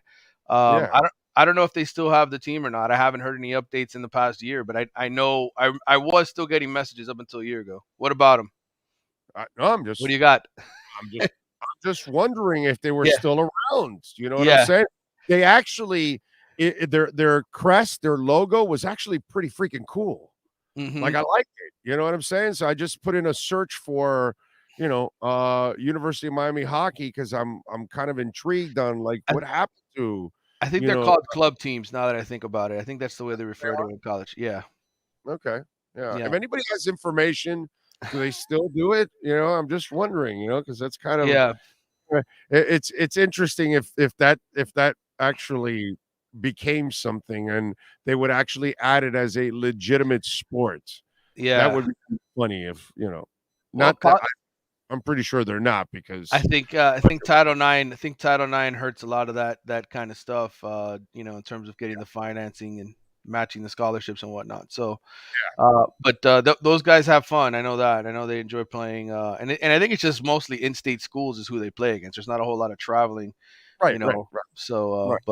but it's a club type thing, and they enjoy it. Yeah, that's pretty cool. That's funny. All right, what do you got going on in the athletics so folks can check you out this weekend? Yeah, I'll be coming out with a mailbag probably on Monday, answering some statewide recruiting slash NIL questions. I posted an article earlier this week on the top 10 states for talent, sort of a Oh yeah, recruiting I saw that. breakdown for the Yes. class of 2024. Um, you know, Obviously still very early. We're only in May, but it give you a little bit of a picture of the top available guys that are uncommitted and sort of who's sort of in the running for who, etc. So all that is available for you at the Athletic, and a ton of Colorado coverage. We've been we've been writing the hell out of that Deion Sanders stuff because it's so interesting and so different. Yeah, yeah. Shit, it's a hell of a story, dude. And there's a lot of news coming out of that one with and that portal is like, brother, it's like a revolving door. They probably have like four Yeah, of them in the program, and it's just people coming in and out, in and out. Well, that's how it happens, man. A new CEO takes over at a business. A shitload of people are getting fired, and new people are coming in. A little he's different, bro. he's really treated it. He's really treated it like an NFL team, and I think he's been honest with the players at least from the beginning. Right, he's been very upfront. Hey, a lot of you guys won't be here, which is the way it is in the NFL. Right, they tell you Well, the it moment you come sounds in. cold. It's cold and cruel. Okay, Yeah, but it's his job on the line. It's his assistant coach's jobs on the line. right. They just got there. So what are you going to do? Carry a kid around for a year or two in your program when you know he can't Yeah, contribute and he's making your team worse? So then he's making your job tougher and then you can't produce nearly as much. And I'm sorry, that's just the way it goes. So hmm their job's on the line. Those guys just got there from Jackson State. They haven't hmm earned shit. They right. don't have a long time there to prove. In a couple of years, if they're not producing, brother, everybody will be riding because of the buzz you came in with. You're now going to be also leveled some serious criticism if you fail. Yeah, Because 100%. that's the way it goes with the territory. Oh, you came in with all that hype, this, that, you got rid of a whole bunch of kids, and you guys lost and didn't get it done. You should get fired, this, that, whatever. So this is what's going to happen. Since your ass is on the line, well, hey, kid, you're not going to help me keep my job. I need you to get the hell out of here. So you put your arm around the kid and you tell him nicely, hey, young man, we like you personally, but we want to tell you, you're not going to play much at all here. You're going to be on Yep. the bench watching. Maybe we'll use you on the scout team, but really, you're not going to see the light of day because we don't think you're good enough. Now, if you think you can find a place somewhere else, that might be better for you than sitting here and watching the rest of the guys play for the next year or two. Boom.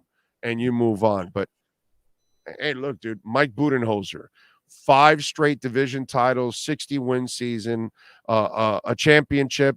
The guy gets, bounced here in the playoffs. Oh, by the way, and his brother died during the finals. Yeah. During the playoffs, and he just got fired. It's a cold world, bro. It really is. It absolutely is. Oh, but this is this is where competition has gotten to this point where it's this cutthroat and listen, you start putting in NIL dollars, right? Players start collecting checks. That whole amateurism thing and the thought of, hey, these are just kids, that goes out the window, brother. It's crazy because Budenholzer did a good job for the Hawks. That's how he got that job. Yep. So it's like, he's got a track record. So he had an off year. Plus, by the way, Spo's the best coach in the league. He'll make anybody look silly because more often than not, Spo will outcoach you because he's one of the best coaches in the NBA. So that's no shame either. That's the part. And by the way, was it his fault that Giannis got injured? It's a cold world, bro. It really is an absolutely cold world. All right. Follow him on Twitter at Manny_Navarro. Manny, have a fantastic weekend, my friend. Appreciate you. Thank you, brother. Talk soon. You got it. There you go. Caneswear, baby, 2511 South University Drive in Davie. Go see Brett, Jeff, all the amazing people out there. They've got anything and everything practically with a UM logo on it. You need an Inter Miami kit, they got it for you. You want some Miami Dolphins gear? They got it. Miami Heat? They got it. Miami Marlins? They got it. Florida Panthers? They got it. Go to caneswear.com, order over $99, and you will get free shipping. caneswear.com. If you're a Miami sports fan, then there's only one store to go to, and that's Caneswear at Miami Fanwear in Davie. They're your one-stop shop for all your inner Miami CF, Canes, Dolphins, Panthers, and Marlins merchandise. They have hats, t-shirts, game day jerseys, and so much more. Located at 2511 South University Drive in Davie, and open 24/7 online at caneswear.com or innermiamiwear.com. Call them at 954-835-5597. Caneswear, the spot where inner Miami and all Miami sports fans shop. All right. Intramural hockey. Is that what that is? Is that what they call it? Because I know it wasn't like official, but I thought it was pretty cool. I thought they did a really nice job with their logo. Thought I saw see if I can find the Miami Hurricanes hockey logo.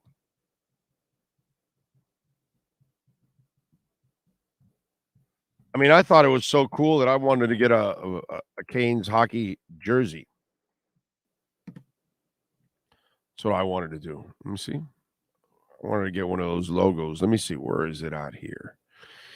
Let me see if I can find the Canes hockey logo. It's actually pretty cool, that crest that they came up with. Let's see it here. If you happen to find it, Sean, post it. But I don't see it here, though. Not the one that it's like, what a shame. I can't. It's got to be somewhere around here. Anyway, but it actually looked really, really cool. And I know it wouldn't produce 1 red cent. So that's the sad part why you'll never probably see it being a part of University of Miami sports in general. But let me tell you something, man. With John Ruiz now in the mix, maybe you can lure some hockey players. Michael Codsey, we could keep his kids here. You know, things like that would be actually really cool if you can do something like that. Plus, kids would want to come down here because they're hanging out in the sun all the time and playing hockey. You can't beat that. You play your game and then you go out to the beach and hang out. That's the bomb right there, dude. Can't beat that. True Fin Fan, thank you for the love on the super chat. He says, voice you make talking about your boss, laughing my ass out. Oh, yeah. Well, it's. Hey, can you do this for us, please? Because, yeah. Any chance you can bring on that hockey expert you used to have on to talk about the Panthers? Well, we brought on David Dwork earlier in the week, actually. So yeah, Dwork and George Richards are two guys we bring on. I'll probably try to reach out to George next week and try to get him on. John Wayne's 45. Yes, meme coins, and of course you haven't heard of the coin. That's the point. Lambo Wessie Misser. Yeah, I'm not messing with the meme coins. It's nice. You can make some money sometimes. I've done it, but you got to get in early, and then when you get in early and then the run happens, like the whole Pepe thing, but you got to get in early on Pepe's thing. You know what I'm saying? And then when you're on early, then you can make your money on the Pepe run. But right now, it's a little late to get on the Pepe run. Although it may still go up more. You never know. It's just I worry about in these things, there's always like one or two wallets that own like 50, 70, 80% of this stuff. And then any second now they'll dump and it will completely crash. There's no utility, no nothing. It's a really it's an enormous risk. With Avalanche, I know what they're doing. I know the companies that they're tied to and what they're doing in the business and DeFi, and I know what Cardano's doing, and I know what Polygon's doing, and I know what Ethereum is doing. I know what those businesses are. Illuvium, I know what the whole business is, the gaming, everything that's involved. I know exactly what's going on, just like I would with an Amazon stock or whatever kind of stock that you look into the company. I do the same thing with crypto. But these meme coins, they got no utility. They don't belong to anything. It's just, no, I can't. It's way too risky. John says Pepe dump, then 5 to 7 times weight, can't go in now. Yeah, no, it's so parabolic now at this point that it's just not worth it, because you almost worry that people have to start cashing in already, or they're already cashing in. But I think Mike Budenholzer is an above average coach, but to fire him the same month after his brother died was just heartless. Yeah, it just, so what can I say? Memes are a quick hit. Get what you're saying. Yeah, that's it. If you can time it right, and that there's going to be a bunch of people that are going to get in on it, and you can get in really early with shit ton of zeros in front, and it's like light years away from a penny, and you say, what the hell, I'll throw away $100 and it can turn into thousands. Okay, not a problem. As long as you're throwing away the $100, right? Or 500 or 5,000, whatever you can afford, or $10. That's what I always tell you. Then yeah, as long as you have that point of view, then you're good. You get it. You won't be surprised, and that's the important part. What else do we have? Atlanta and Inter Miami, by the way, tomorrow at Drive Pink Stadium at 7:30.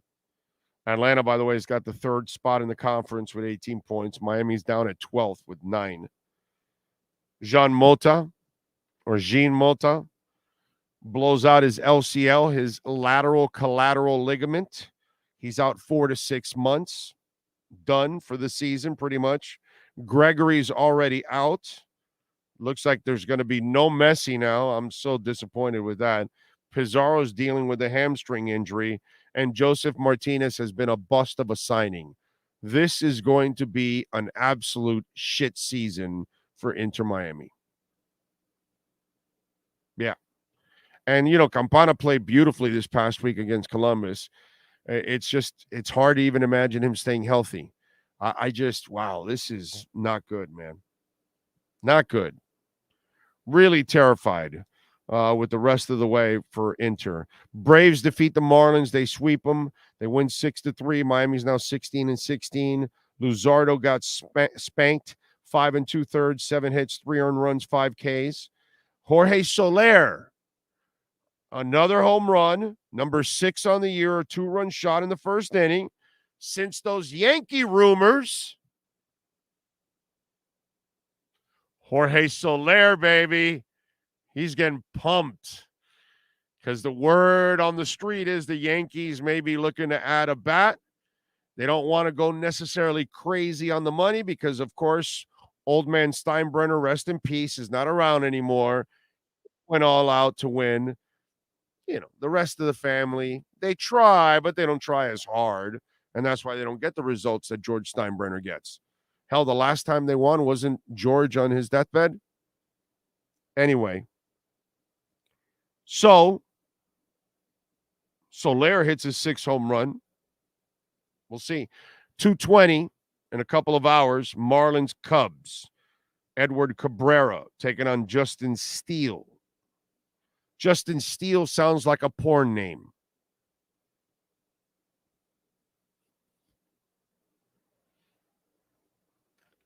Figured I had to mention that. All right. Speaking of porn, Omar Kelly is ready for the Essential Moving Experts Miami Dolphins exchange. Time to talk aqua and orange, Miami Dolphins fans. It's the Essential Moving Experts Miami Dolphins Exchange with Omar Kelly.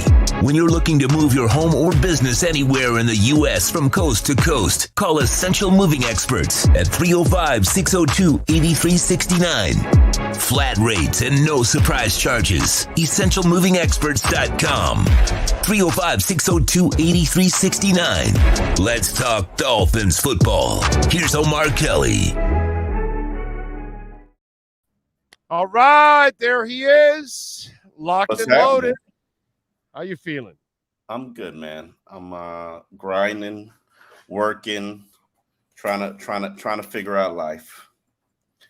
Looking forward to the greatest hits of Casey and the Sunshine Band for your daughter. Oh man, my daughter is absolutely in love with that album, with that music. It makes her happy. I am now a huge Casey and the Sunshine Band fan.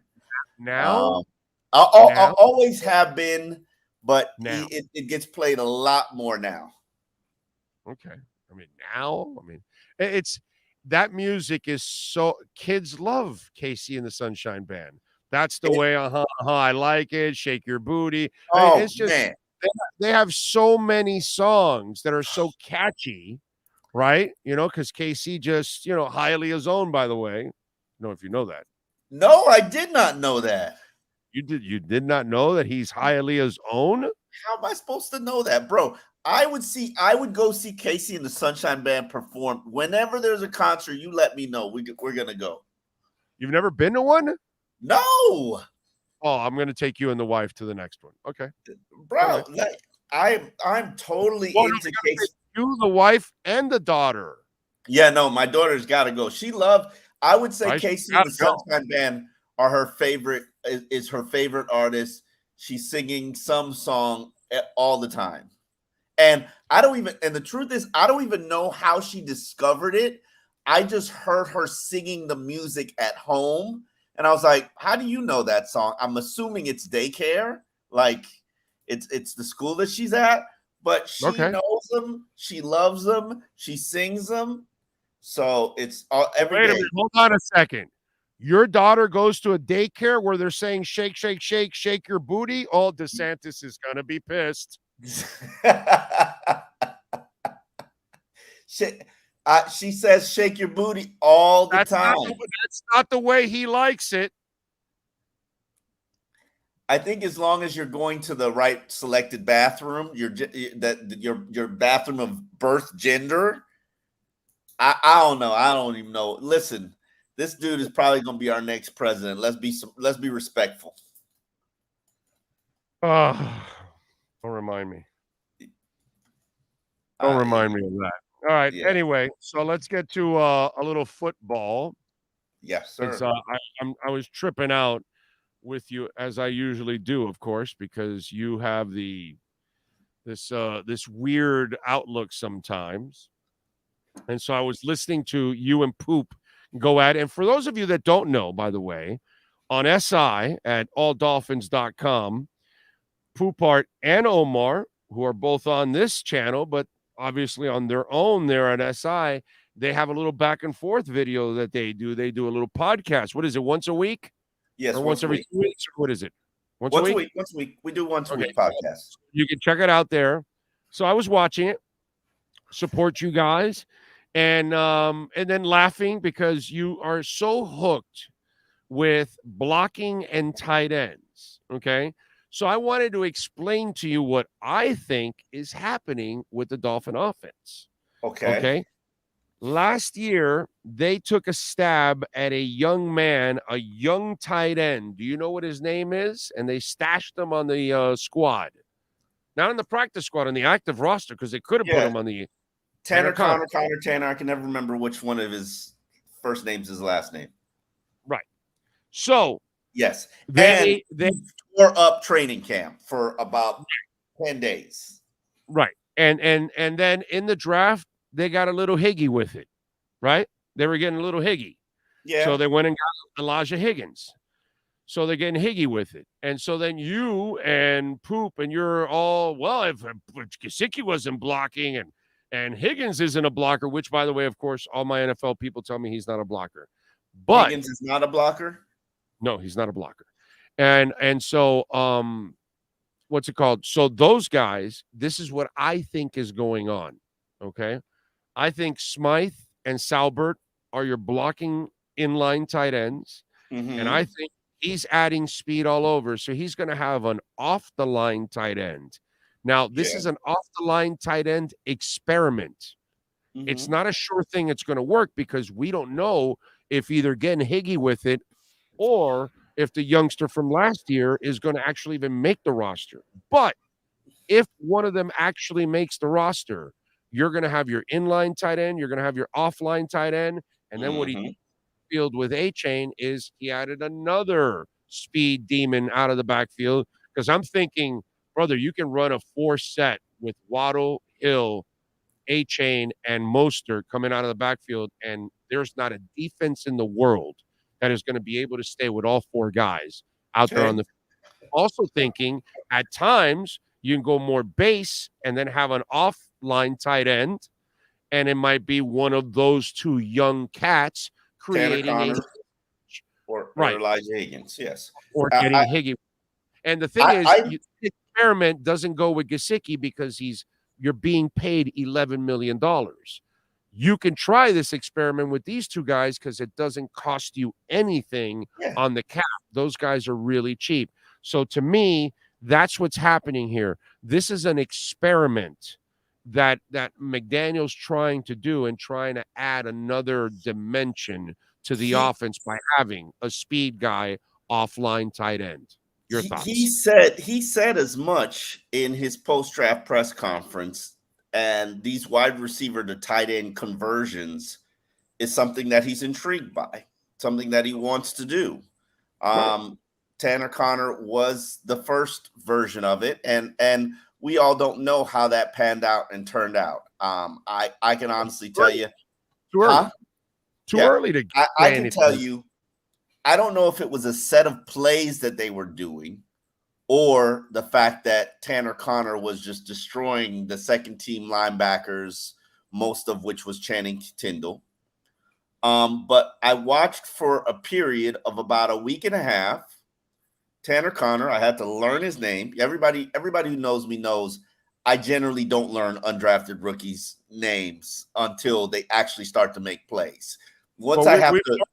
We've already documented on this show that memory and you aren't necessarily hand in hand. But go ahead.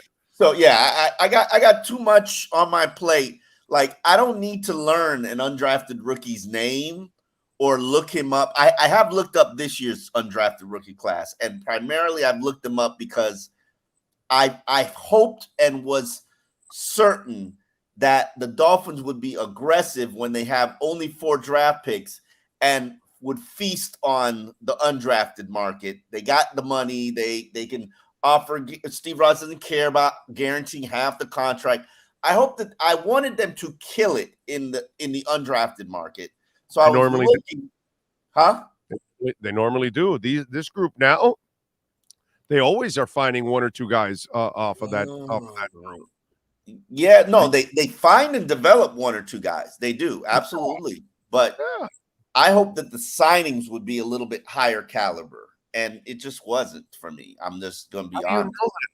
You don't know that until we actually see these guys. Yeah, I do know that. Yeah, you're right. You don't know. See Kader Kohu play before you judge Kader Kohu.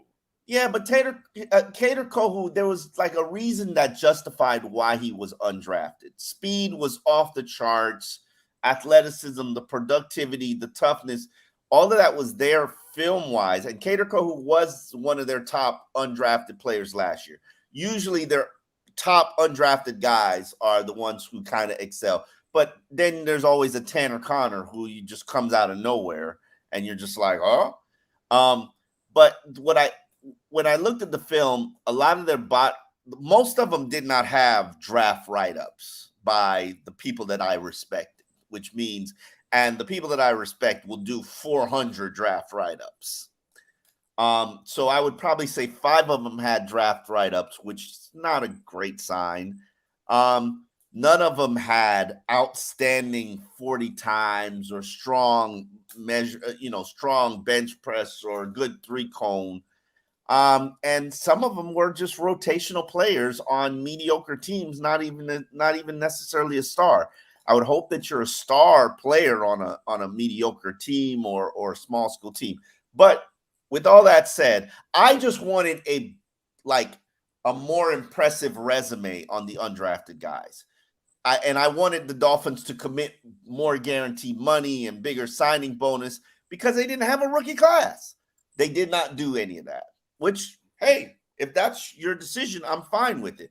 But that indicates to me that you're going to go out and you're going to build your practice squad and the back end of your roster by poaching players, which is okay.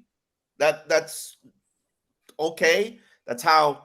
I don't give a shit how you build a roster, bro.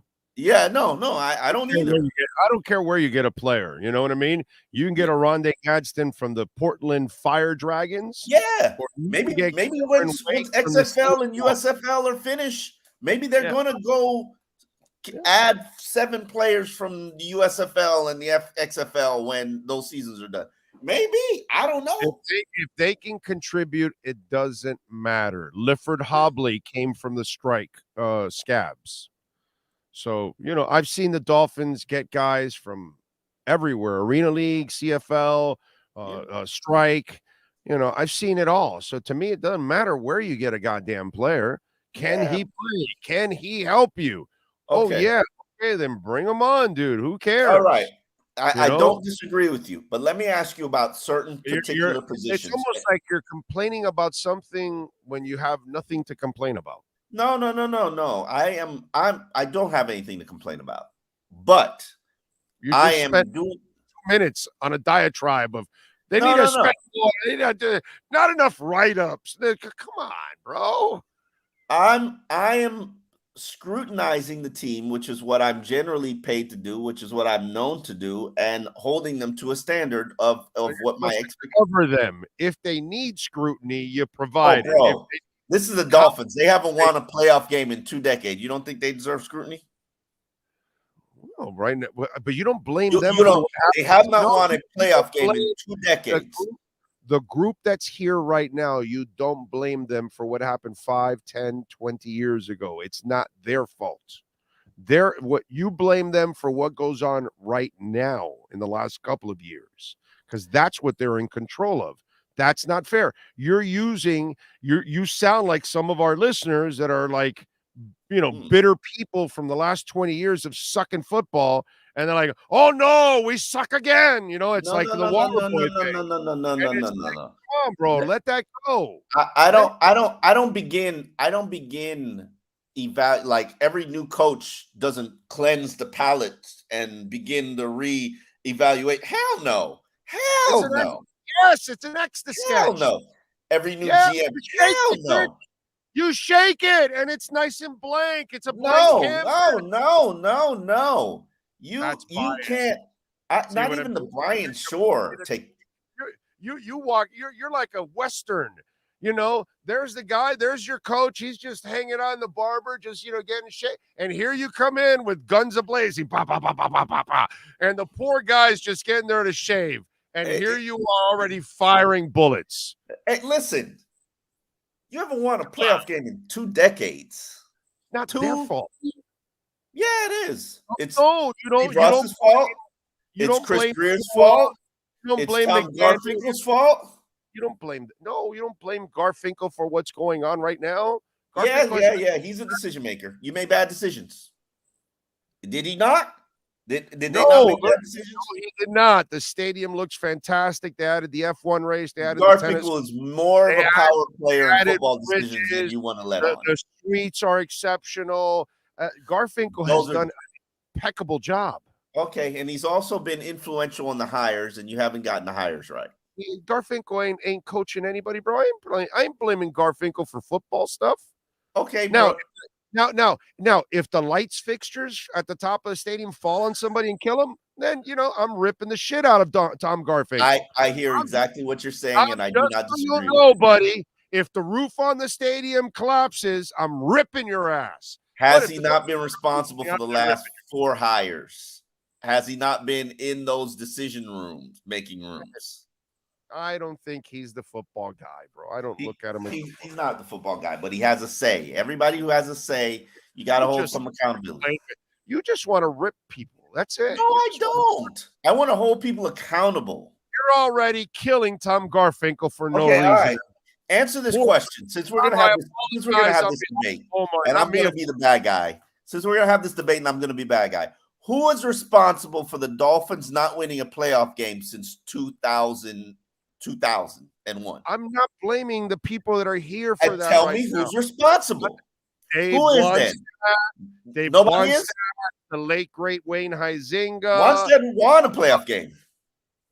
He destroyed a team. We had a great defense. I should have won a Super Bowl. You haven't been back. You haven't been the equivalent of that team since. Johnson destroyed Marino. Philbin. What's it called? Sperano. Okay, and dig deeper. Who's responsible for all those hirings? Dig deeper. Who's responsible for all those hirings? The bad hires. Huizinga and then Ross. Okay, Huizinga hasn't hired anybody since Bill Parcells. That's his last hire ever. And those were all bad. They didn't work out, unfortunately. Okay, somebody's responsible. Somebody. Yeah, but I'm not living in the past. Okay, that's not what I'm doing here. So what era are you living in? You're out there and so you're walking into the spoon. You just begin. Life begins for you. What happened in 2015 or 2000? It all connects, bro. They keep making the same mistakes for 20 years. It's Frank done. Smith has nothing to do with what happened. You know how it all connects? Let me tell you how it all connects. I'm not blaming Cater Kohu. You're not listening. Let me tell you how it all connects. 20 years ago. You're not listening. Let me tell you how it all connects. Okay? When you keep making the same mistakes over and over and over again, when's the last time you had a good line in 2 decades? When was the last time they had the number 1 rated quarterback? What mistakes are you talking about? You sound like some of these bitter ass Dolphin fans. They got one good thing. One the other day. Here's what I did to him, and I'm going to do it to you. Is this not the best Dolphins team they've had in over 20 years?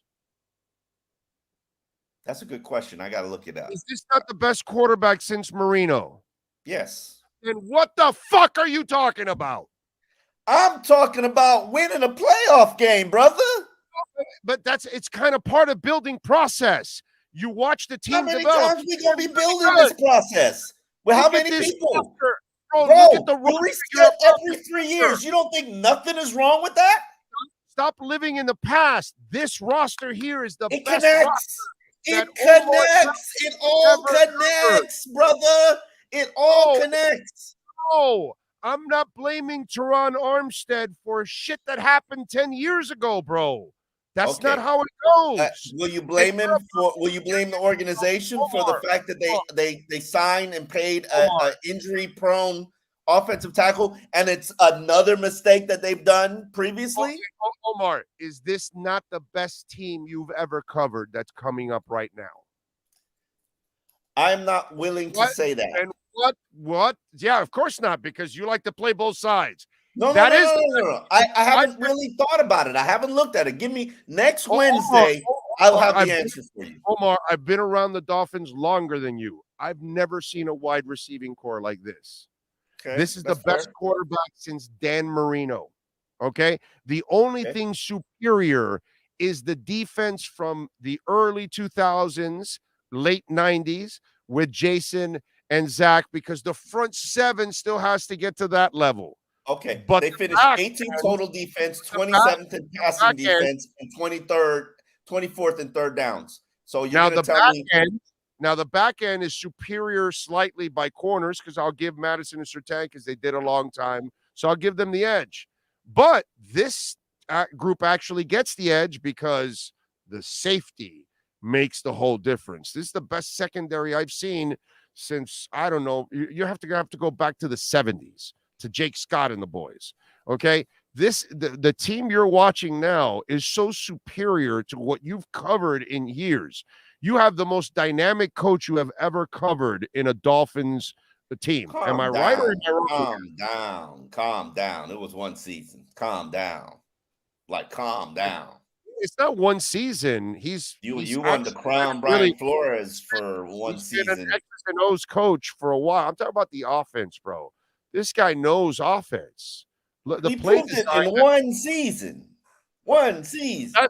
Have you seen the last 20 years? Have a bigger body of work?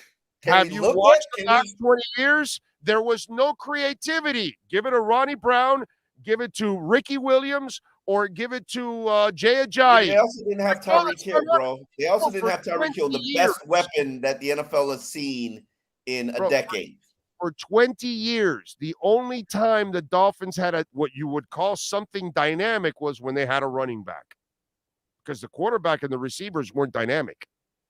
So this is the first time that you're actually going to have everything and anything. You have a really good running game if they actually stick to it, because they went 4.5 yards to carry. You added more speed to this running game. You have a great receiving core right now. You got a defense. You got a defense that has all the talent to be really, really good this year. I finished 24th last year. You got to drop this pass shit, dude. You got to drop all that shit. No, I don't. No, I don't. And you're making a mistake. You cleanse the palate. It stains your coverage because you're blaming people for something that they have nothing to do with. Yeah, I do, because they make the same mistakes over and over again. Because I'm tired of collateral loss as an organization. I'm tired of decisions to not pay people and let people graduate from your program. They make the same mistakes over and over again every 4-year cycle, and you just sit here and cleanse it because it's a new coach and he had a magical season. They were 9 and 8. Who's getting away now that they didn't pay? Who? Christian Wilkins is probably going to be free. No, it's not, bro. Look out of here, dude. First of all, what ifs doesn't fucking count here in this argument. You said they're letting people go. Who's been let go the last couple of years here? Who? It's going to happen. They haven't re-signed. Let me answer the question. You wouldn't let me answer the question. They have not re-signed a defensive lineman they drafted since Paul Soliai. Have not re-signed a defensive lineman they've drafted since Paul Soliai back in 2008, bro. They didn't re-sign Agba? I thought he played on the D-line. They drafted. Re-signed a defensive lineman they drafted. When has it come up in the last 2 years? A lot of these times. Guys, 3 years. Now, 3 years. With these guys. Everything gets excused because of these guys. They just got here. So I'm not living in the past, bro. I'm not living in the past. Been here for 20 years, bro. 20 years. And he wasn't in charge. And he had a hand in saying whether they re-signed Olivier Vernon or didn't.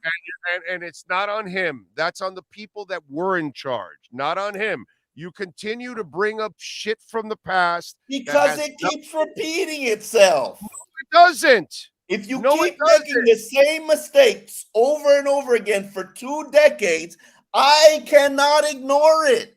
You keep never having quarterback competition. I cannot ignore it. You keep never addressing your offensive line issues. I cannot ignore it. Bro, who's going to give Tua competition? What are you talking about? What are you going to bring in that's going to give Tua competition? He's the #1 rated quarterback in the NFL. He's also fragile, and your season goes to shit when something happens to him. Is Mahomes available so we can bring him in and give him competition? He's a #1 rated quarterback. And honest answer: does the season go to shit if Tua suffers another concussion? Yes or no? Of course. Okay. How about you go draft Hawker? But I'm not stupid enough to think that Teddy Bridgewater is going to bail him out like many others did last year. Teddy can play. Teddy didn't stay healthy. Oh, no. But let's pick on Tua for not staying healthy. Touche. Yeah, you'll go get a lot of touches here. Yeah, you're going to get a lot of touches. Well played. Listen, it happens, man. I mean, every time somebody touched Teddy, he broke a thumb or cut. Yeah, hey, it is what it is. You know what I didn't know? I didn't know that the Steelers quarterback suffered 2 concussions last year too. Yeah. Why are people not talking about him being fragile? Why aren't you following it? Because we talked about it here that Pickett had a couple. No, I didn't know that. Yeah. And the receiver for the Bengals leading into one of those games, he had 2 concussions in 3 weeks. Nobody talked about it either. Which receiver? You talking about? Which receiver? Well, was it Boyd? I think it was. One of the Cincinnati receivers going into that matchup, he had 2 concussions within a few weeks. And nobody talked about it either. You know what I mean? It's the same. It's all bullshit, dude. Like Sidney Crosby is working on a Hall of Fame hockey career, won the Stanley Cup and everything, and he's had like 8 concussions, bro. He's had like 8 of them. And he plays hockey, which is an absolutely contact sport. No matter what position you play, you're going to face contact in hockey. You're going to get thrown right into the boards constantly in hockey. Absolutely. And the guy has 8 concussions, but the Lewinsky guy said, the former player and concussion expert, he says the key is giving it rest in between concussions. You have to let the brain rest and recover. Then you can move on and you can have less issues with it. So when Tua suffers a concussion, he'll be sidelined 6 weeks, right? Well, not 6 weeks, but you do have to sideline anybody with a concussion, not just Tua. Anybody, you have to sideline them for a couple of weeks and give them time for their brain to heal. What you can't do is what happened with Buffalo and Cincinnati. That's what can't happen. You can't allow that to happen. My question is, and I continue to sit on this question. If we are clearly not aligned in our thought process. You're in the past. I'm in the present. Yeah, you're in the present. See, but that's dangerous because every time they cleanse and reset, which this organization resets every 3 years. You just clean the slate. I know, bro. I know. I mean, I'm so used to seeing them play Buffalo so close 3 times and almost beat them with a depleted roster in the playoffs. I know that happens. Buffalo always kicks their ass. That happens all the time here. It's not like they always. First time they were competitive, Buffalo always kicks their ass. Before Mike McDaniel, they would lose by 20 or 30 points. The fact that this year they could have won all 3 matchups. Yeah, I know. I don't agree with you there. I know the way they played Buffalo this year. That's how they play Buffalo all the time. Yeah, we'll see. Buffalo's coming back to the pack. Hey, Omar, I'm so used to my quarterback bringing my team back from 21 down on the road. Yeah, no, I know it happened. Yeah, the same things are happening that always happen here. We always have a quarterback that's the #1 rated quarterback in the NFL. Yeah, no, I know. You're right. You've had quarterback issues and bad decisions regarding your quarterbacks, whether it be medical or not. The past. past keeps repeating itself here, Big O. You won't acknowledge it. Are you rolling with Tua, or are you rolling with Tannehill and all the other clowns that have been here? Listen, okay, we could be sitting here at what was that season that Tua Tannehill decided he didn't want to have surgery, and then comes out and tears his ACL. But what I'm telling you is, bro, I've been covering this team for 15 years. You've been here longer, but history keeps repeating itself over and over and over again. I disagree. I see a franchise. This season reminds me of the year. It was a Tannenbaum year where they knew their line was not good enough. Absolutely knew it. Did not have any doubts about it, but said, you know what? Let's give it a try. Let's see what happens with Dallas Thomas. And let's see what happens with Billy Turner. And let's see what happens with Jamil Douglas. Let's give it a chance. Shot. I've never felt this in over 20 years. I've never felt this. I think this is the best. This line is going to be. This is definitely the best team I've seen in a Dolphins uniform in well over 20 years. Most well-rounded team. I completely disagree with you. I see a franchise ascending, is what I see. So, you, on the other hand, are living in the past and thinking it's the same old. And I think Mike McDaniel runs circles around most of the coaches that have been here, including Jimmy Johnson. By the way, I will give you a clean slate. You produce a.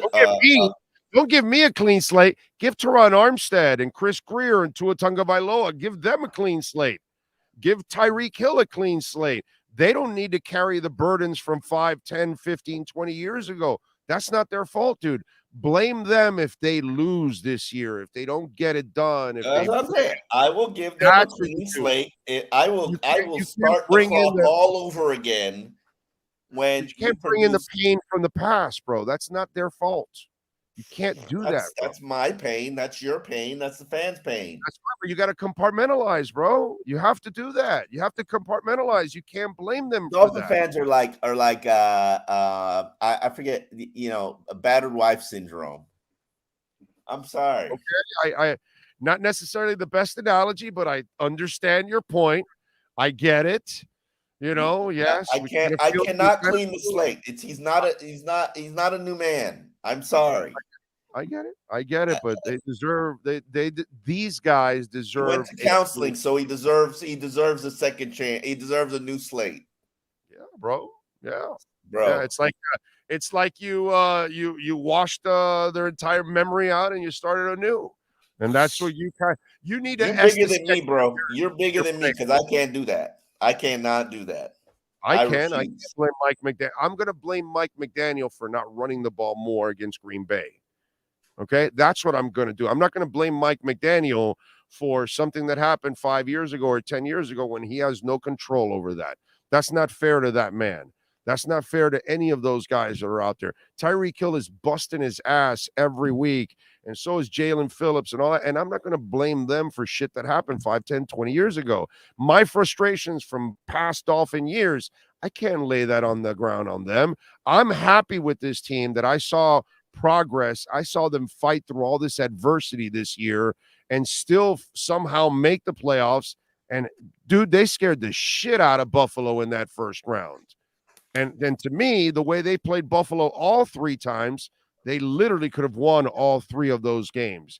I see a team that is improving and a football franchise that's headed in the right direction. You may not, but I do. I didn't say I didn't see a football franchise headed in the right direction. I'm at the point, give me 10 wins, give me a victory in the postseason. If you're not there, we're still the same place we've been for the last 20 years. Well, thank you, Mr. Obvious. I appreciate that. Know that's what I'm saying. If we're still the same place, we're still in the same residence. No. There's a difference. I think they're moving ahead of time. I'm out on a limb. You are not. No, I'm not saying that. But if they win 10 games, I said to you, I will clean the slate. I will clean the slate, and I will let go of everything that's happened for 20 years if you get to 10 wins and win a playoff game. Until then, I'm still expecting you to beat me. I'm still in this battered wife syndrome. I can't let it go. I can't. 9-8. What's the difference between 9-8 and 7-9? When they win the division this year, you'll be convinced. All right. All right. So what do you got going on Sports Illustrated so folks can check you out? I'm right now in the process of right now we got offensive and defensive thorough breakdowns of your team so that you can sit and argue with Big O about whether or not the unit has improved.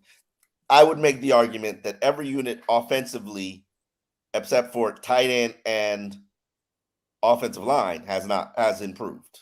But those are two pretty big units that have not improved. Okay. Right. And defensively, I think they still have holes. I think they still need a linebacker. I'm not very comfortable or happy with where they are at safety. And defensive line, I would argue to you that they still need to add a player. Okay. So if you take a look at those breakdowns, you will see, hey, this team still needs about 3 players defensively. Now, clearly it needs a 5 players. Offensive lineman, you need a tight end upgrade or addition, and you need a linebacker. You need a defensive tackle, and you need You need another safety. I'm not comfortable with where they are at safety. Strong safety.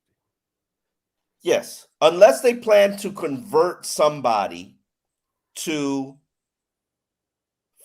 maybe move Noah to safety, which I don't know how I feel about that. So 5 years ago, 10 years ago, did you say the Dolphins were like 3 players away? 5 players away. I really liked where they were roster-wise last year. And I probably was a mistake, probably was a over-evaluation, but I really liked it. They just had a bunch of injuries. You would have been right. But if you had, I liked where they were depth-wise, and then you had a bunch of injuries, and those injuries didn't help. Those players didn't help you overcome those injuries. So, bro, you had like 6 DBs get injured. You injured your depth also. Yeah. The Dolphins had to roll out Noah Igbenogany. He's like a 4-stringer, bro. Hey man, me and you we both love Noah in the draft process. That's not cliche. The only reason Noah Igbenogany is on the team, it's because he carries the Salvation Army can. That's it. That's the only reason he's there. I'm not going to disrespect Noah. I will talk about him performance-wise. Maybe a move to safety might work. Why not?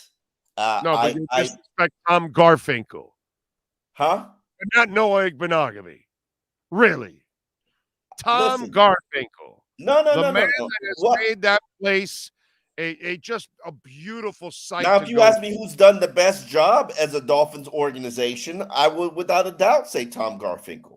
However, first-class badass. Okay? You're absolutely right. He is. If we had 53 players like Tom Garfinkel, we would have 53 championships in a row. He's also been in the room for the hiring of Joe Philbin, stop it, Adam Gase, Brian Flores, and now Mike Tannenbaum. For what coaches and general managers are paid to do, bro. I'm not blaming him. He does his job, okay? As president, he does an excellent job. All right, what do you got going on at Sports Illustrated so folks can check you out? Tell them again. The depth charts. Right now, I'm doing a breakdown of the top 10 newcomers on the Dolphins, and kind of assessing what their role and impact should be. So, I'm trying to figure out how many years has Vic Fangio led a top 10 defense in the NFL, which is harder to find than I actually thought it would be. All right, there you go. Follow him on Twitter at Omar Kelly. And tweet out to him to stop living in the goddamn past, okay? Hey, if you follow me, you know how I roll, bro. I live in trauma. I do. I can't let it go. You get prepared. Go relax, get in a better mood, listen to Casey and the Sunshine Band, all right? Just chill out there. All right, bro. Later. There you go. Omar Kelly, baby. And call Sean Williams and the great people at Essential Moving Experts wherever you're at in the country. It doesn't matter. They can handle it. Home, office, whatever it is you need to move. 386-213-4054. Call the great people, essentialmovingexperts.com, 386-213-4054. You've been listening to the Essential Moving Experts Miami Dolphins Exchange with Omar Kelly. When you're looking for local, home, long moving services, or office relocation, call Essential Moving Experts at 305-602-8369. Flat rates and no surprise charges. EssentialMovingExperts.com. 305-602-8369. Miami Dolphins fans, follow Big O Radio Show on all platforms and keep up with your favorite NFL team.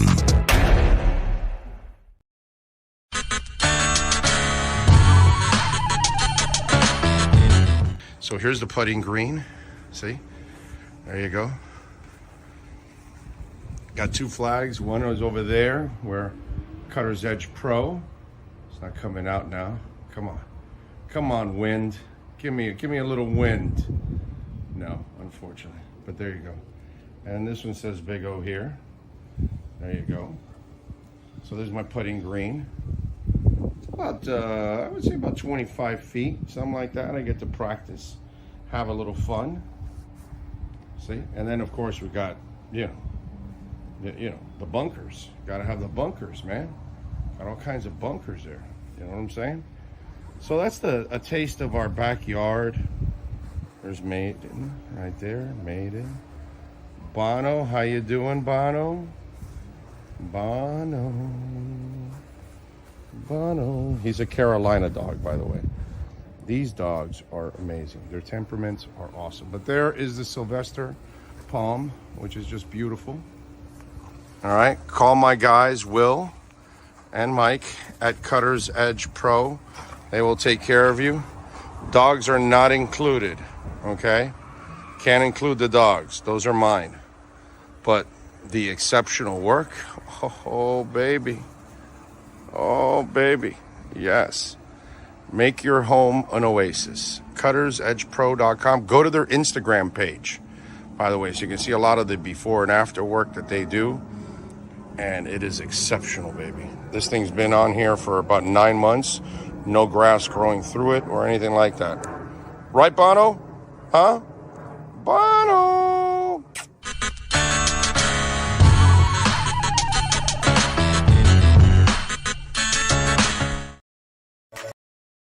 Welton Rayom has more than 62 years of litigation experience handling insurance disputes. They're committed to resolving even the toughest insurance claims quickly. Call them for a free consultation. 954-966-4646. At Welton Rayom, they don't get paid unless you win. Property damage claims to your home, business, or condo as a result of a hurricane. Welton Rayom can help. Water, mold, fire, smoke damage, Welton Rayom can help. Call 954-966-4646.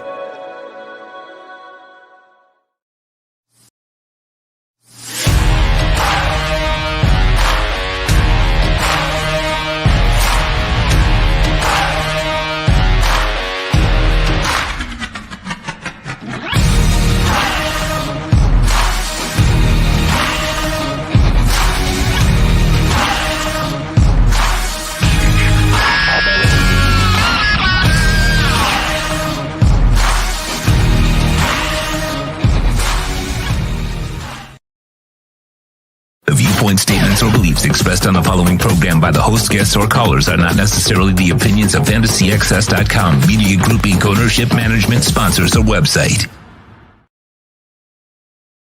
When it comes to South Florida sports teams, very few in the media have witnessed, lived, and covered it like the Big O.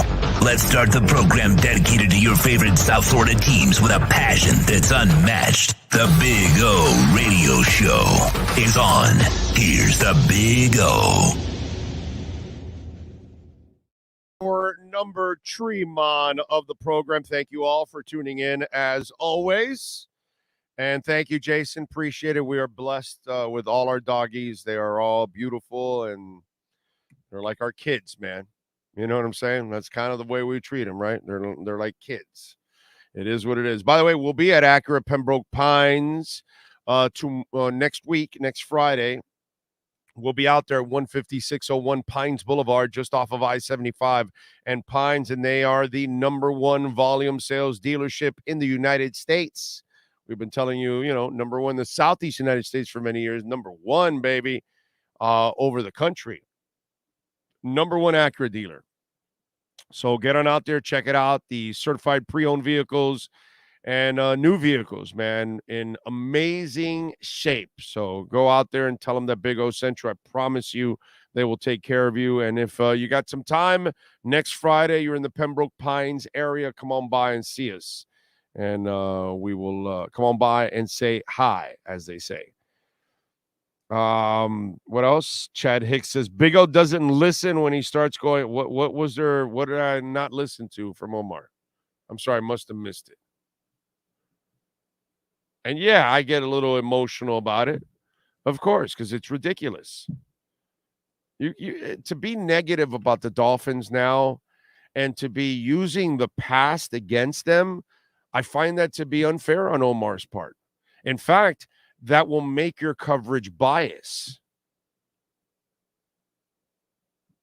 And the Dolphins, this new version of the Bills the last few years, and then the last few years of the Dolphins, all right? What's happened when they play them? They kick their ass, bro. They embarrass the Dolphins thoroughly. Did that happen this year? I must have missed it. Did the Dolphins not play good enough that they easily could have won all 3 games? Hell, if the coach makes the right decisions in the second game, they easily win that one. The third one, even with Skyler, you had a shot.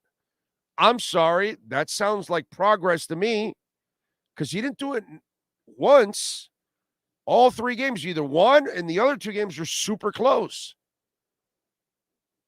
I don't know what other coach did that the last couple of years. They would get thoroughly embarrassed by the Buffalo Bills.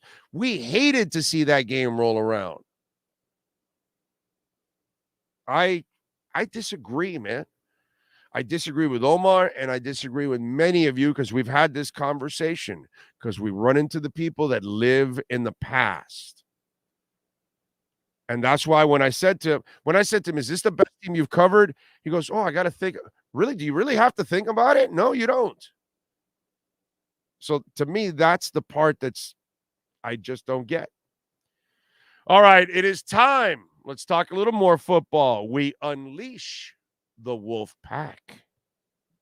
We unleash the Wolf Pack as we get the latest in the NFL and the Miami Dolphins with our KSDT CPA Pro Football Report with NFL Network insider Cameron Wolf.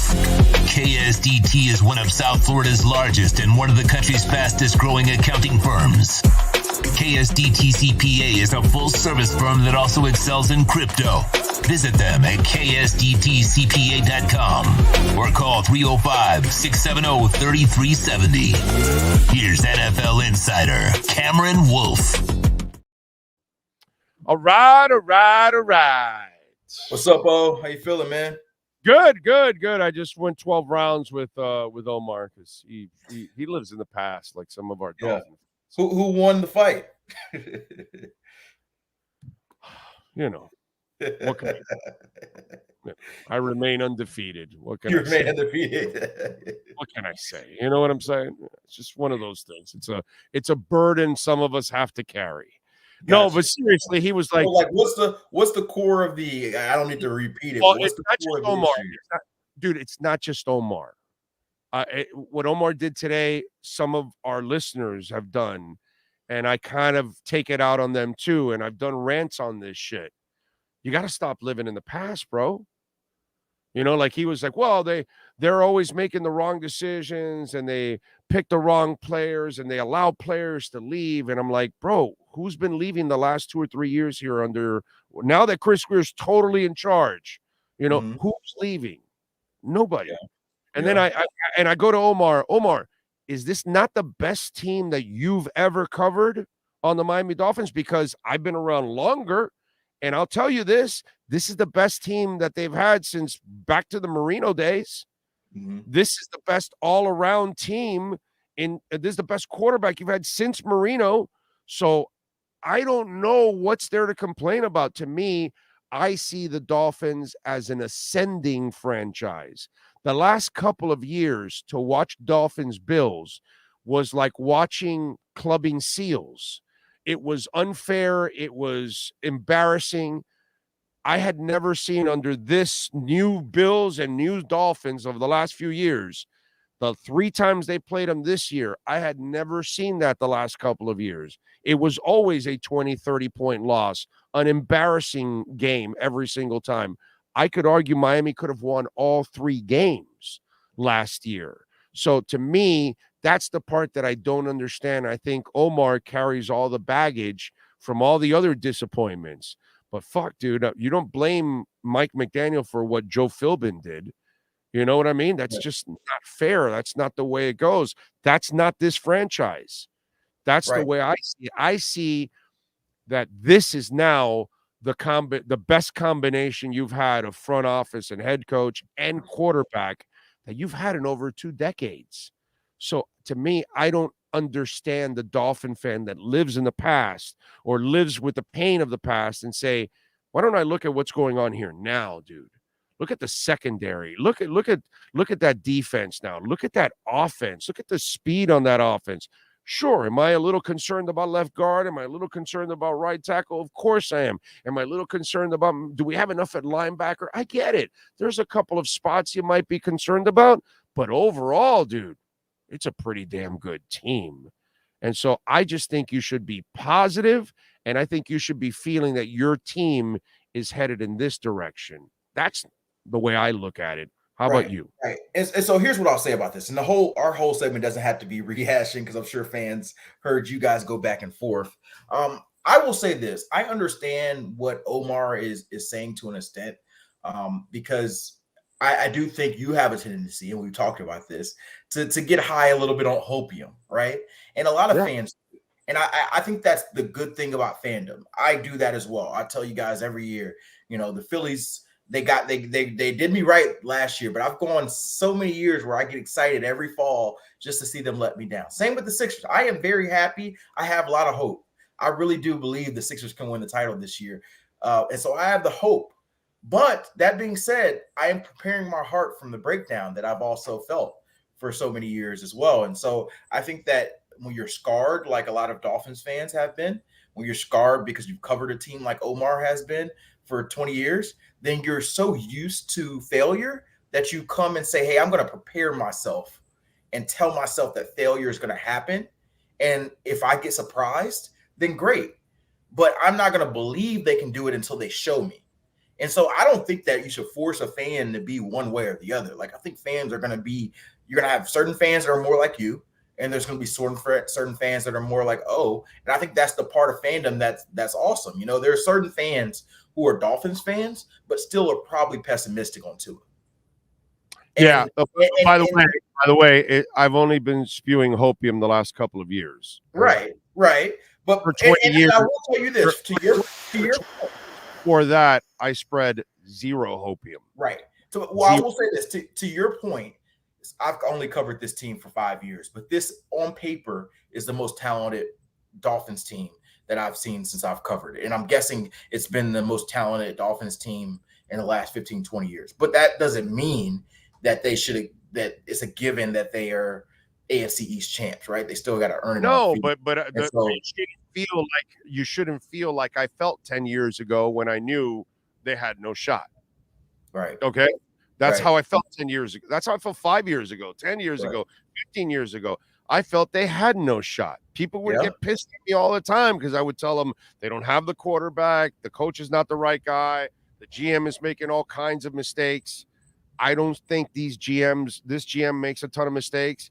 I don't think this coach is bad. I think this coach is very good. In fact, what he did, what Mostert did this week when he talked to you guys and he told you about his exit meeting, which made me even feel better about Mike McDaniel, because most coaches that you've covered, that I've covered, are stubborn as hell, set in their ways, and rarely ever admit they're wrong in public. Correct. And the fact that this guy admitted he was wrong, admitted to the press in the press conference he was wrong, admitted to his players that he was wrong, To me, that is enormous. That shows that he's going to grow from this situation. You know what I'm saying? No, There's a lot. I hear that, and I think there's just a lot of positives nowadays compared there to is. what I. There is, and we've talked about this at length, the impact that Mike McDaniels had on Tua. I think Mike McDaniels is a really good coach. I do think there's a lot of optimism in the future. But the one thing I will say is, year 2 is going to be very important because just being transparent, even though he's a completely different style of coach, I had the same optimism after seeing Brian Flores early in his career. I thought, and a lot of fans thought, hey, we finally got the right coach. I think that it was, there was a lot of comparisons. We've got our Don Shula, right? He is that type of coach. He's going to be hard on you, but he's going to be hard. He's going to get the most out of you, right? And it turned so quickly, right? And so you could say some of that was Flores is doing, but I think that's why they're like that. To me, is an example of why I don't go overboard. Like I'm never going to be like, oh, well, hey, it's the Dolphins' ride. This is their Super Bowl to lose. Their AFC East. I just don't.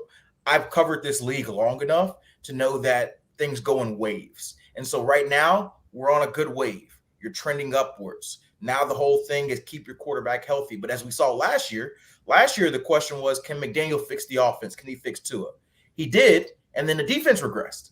And so every year is a new issue. Every year is a new. Well, but again, your entire secondary was injured. I'm not, But I'm going to. Right. I'm going to look at why your defense. But it wasn't because you didn't live up to expectations. It's because you were so injury riddled that it completely changed. And scheme was a part of that as well too. And so they've made some changes. Ideally, you get some guys back. But my whole point is that every year you can say, hey, we've solved last year's issue, and then another issue pops up. So you could tell me this year, hey, the biggest issue for the Dolphins coming into this year, in my opinion, probably 1 and 2. Number 1 is Tua going to be able to stay healthy the whole season.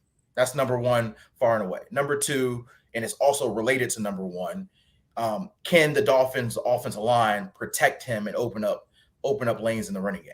And then number 3 is probably is Vic Fangio going to change this defense, right? And so you could tell me point A is right, Tua stays healthy for 17 games. You could tell me point B is right. Somehow this offensive line, which I still have a lot of questions about, it improves and they become at least an average rushing team. They keep Tua upright. And number 3, Vic Fangio makes this team, at least a top 12 defense, right? And you could tell me all those things, and it wouldn't shock me if something else becomes an issue.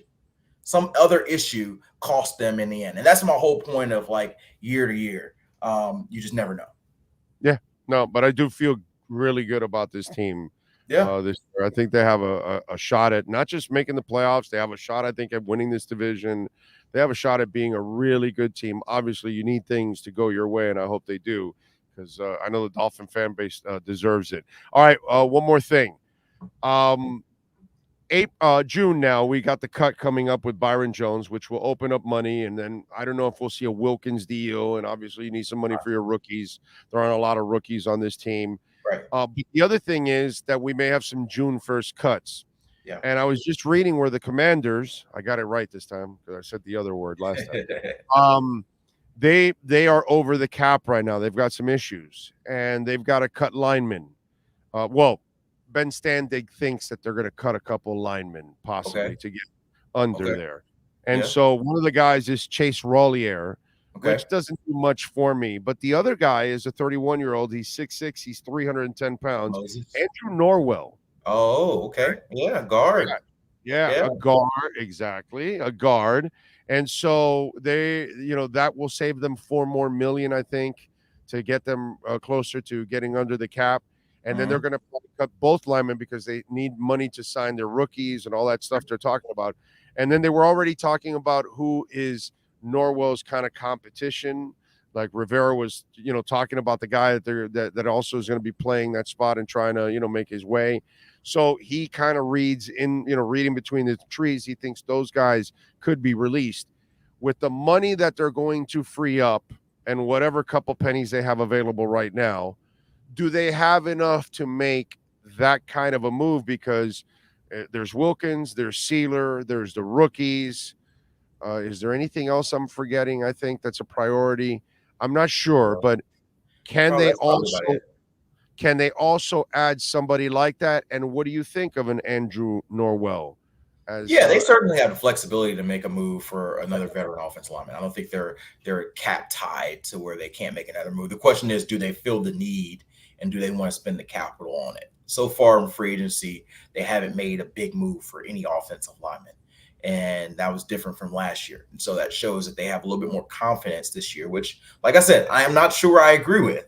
I'm not sure I will repeat this time and time again. I will tell you what the team is thinking. It is not always what Cam is thinking, but I agree. But I do not have a job with the Dolphins, and so I am here to report what the Dolphins are thinking and what that means. But I would be a little bit worried. Dude, I'm with you. They tell me they like Eichenberg and they like Jackson, and I tell them like, "Yo, right." Yeah. And so I get it, but there are certain things that I think the way they feel and the way they feel is completely different. Right. And that's what people sometimes don't understand. Right. But I bring it up because here's the other caveat to all of this. Yep. He's 31 years old, Cam. Yep. Guess what this calls for? A Chris Greer 2-year special, baby. So you know what I'm saying? Yeah. Yeah, I really think they need to go out there and get another tackle. Even if you want Austin Jackson to start at right tackle, I think we saw Teron Armstead get hurt last year. I think Teron Armstead is one of the best left tackles in football when he's on the field. But the problem is he's a year older. We already saw him in year one. I think you need somebody to protect him. You also need somebody if Austin Jackson gets hurt or doesn't play well. That's coming. To me, that's the biggest need on this football team. You need another tackle who you feel comfortable with starting, but who also you feel comfortable sliding in at left tackle or right tackle if one of those guys get hurt. And I think that you should spend significant capital on it if you need to. Now, with the I think that's already done. I think Cameron Fleming's coming.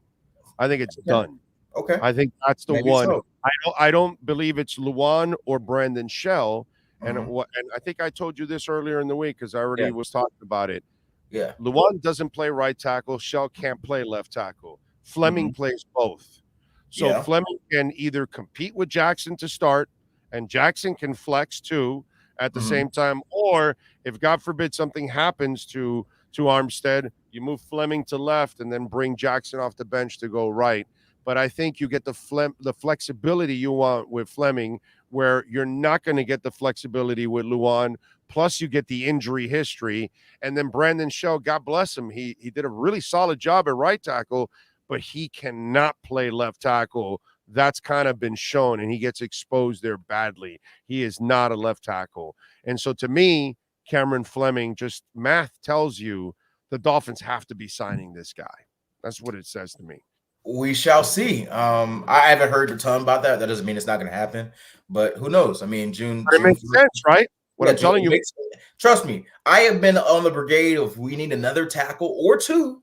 I'm not even tripping. Hey, but I'll take one, but at least one, and maybe even another body in that O-line, with some flexibility to play guard. But like I said, they have said time and time again that they believe they have a lot more belief in that room than fans give credit for, or that we do as media. And so we shall see. I mean, I'll tell you this.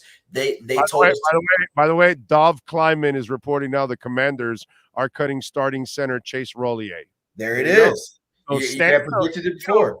Stan Dig, he's as solid as they come. So he must be reading the room right. So all right. So here we go. The center's been cut. Now the question is, will the guard cut next? Right. Because obviously the Dolphins have a center in Connor Williams they feel good about. But you never know. Like I said, this is a time of year where you're going to see guys getting pressed for pay cuts as we get into the close between now and training camp. And if they don't take a pay cut, then it's a sad part of the business, but that's the reality of it. Yeah. All right. What do you got going on the NFL Network this week, my friend? Yeah, man, it's starting to get light time for us. So I'm going to take a little bit of a trip. My little brother graduates college next week. And so I'll be going down to Houston on Tuesday. And so I'll be hanging out with him. Today is Cinco de Mayo. And so I don't have the Latino heritage, but I do celebrate. And so I'm going to partake in that and watch the Sixers win game 3. I know game 2 did not go well. I know some people have been talking about the Sixers and Embiid and Harden, but best believe I still have a lot of confidence in my boys. And Joel gets his MVP. How does Harden play like he played in game one? Hey, it's fine. We split the series just like Miami. Just like Miami. No. You split the first two games. Don't even compare the effort of game 2 Miami and game 2 Philadelphia. Please. Hey, I'm just saying. No. Go back home. No, come on. He gets his MVP trophy that was stolen from him. Be honest. Before. Be honest. I'm just telling you. Even without Jimmy Butler, and you guys had Embiid for game 2, even without Jimmy Butler, Miami outplayed Philadelphia and showed way more Harden character in that. In fact, remember, Miami had a chance to win that game. Philadelphia never showed up. That's absolutely true. Philly played awful. They shot 8%. 8% from 3. Single digits. Bro. You can tell that they got their split and they said, we're done. We're happy with You're absolutely right. You're absolutely right, but that won't happen tonight. They're coming back tonight. But then again, they're at home. I hate to say it this way. You really can't compare the organizations and you can't compare the coach. Oh, that's fine. I just hope we see them in the Eastern Conference Finals. You know what I mean? That's all I hope. We're going to have some we're going to have some fun shows. We're going to have some fun shows. If you beat Spo, it's because you actually had the better talent. But no coach in this league right now, I believe, can't beat Spo straight up with the same talent. If you both have the same talent, you're going down. That's just the way it goes. You know, I have no disrespect to put out there for the Heat. I told you, I have none for the Sixers. Like Jimmy Butler is my favorite player who is not head coach. I'm not really a believer in their head coach, whereas our head coach is obviously proven it time and time. Yeah. Jimmy Butler is my favorite player who doesn't play on the Sixers. I love everything about him. I miss him. I wish we didn't trade him. But you know, if we gotta get him, I'm gonna do it sadly. What's that meme where the guy's pointing the gun reluctantly and he's gotta get rid of? That's how we're gonna feel when we got to take care of the Celtics. Celtics are a real business, and this game's probably gonna go 6 or 7 series in this series, and so we got to take tonight. And y'all handle New York. And if we both handle our business, then we'll see you. But it's an easier the Heat have an easier matchup too than the Sixers. They do, but the cards are laid how it is. I don't make excuses. The schedule is how it is. I'm just saying the task for the Sixers is much harder. The Sixers' task is a lot more challenging. The Celtics are the favorites right now to win the East. Although without Butler, it kind of becomes a little even. At least you got to.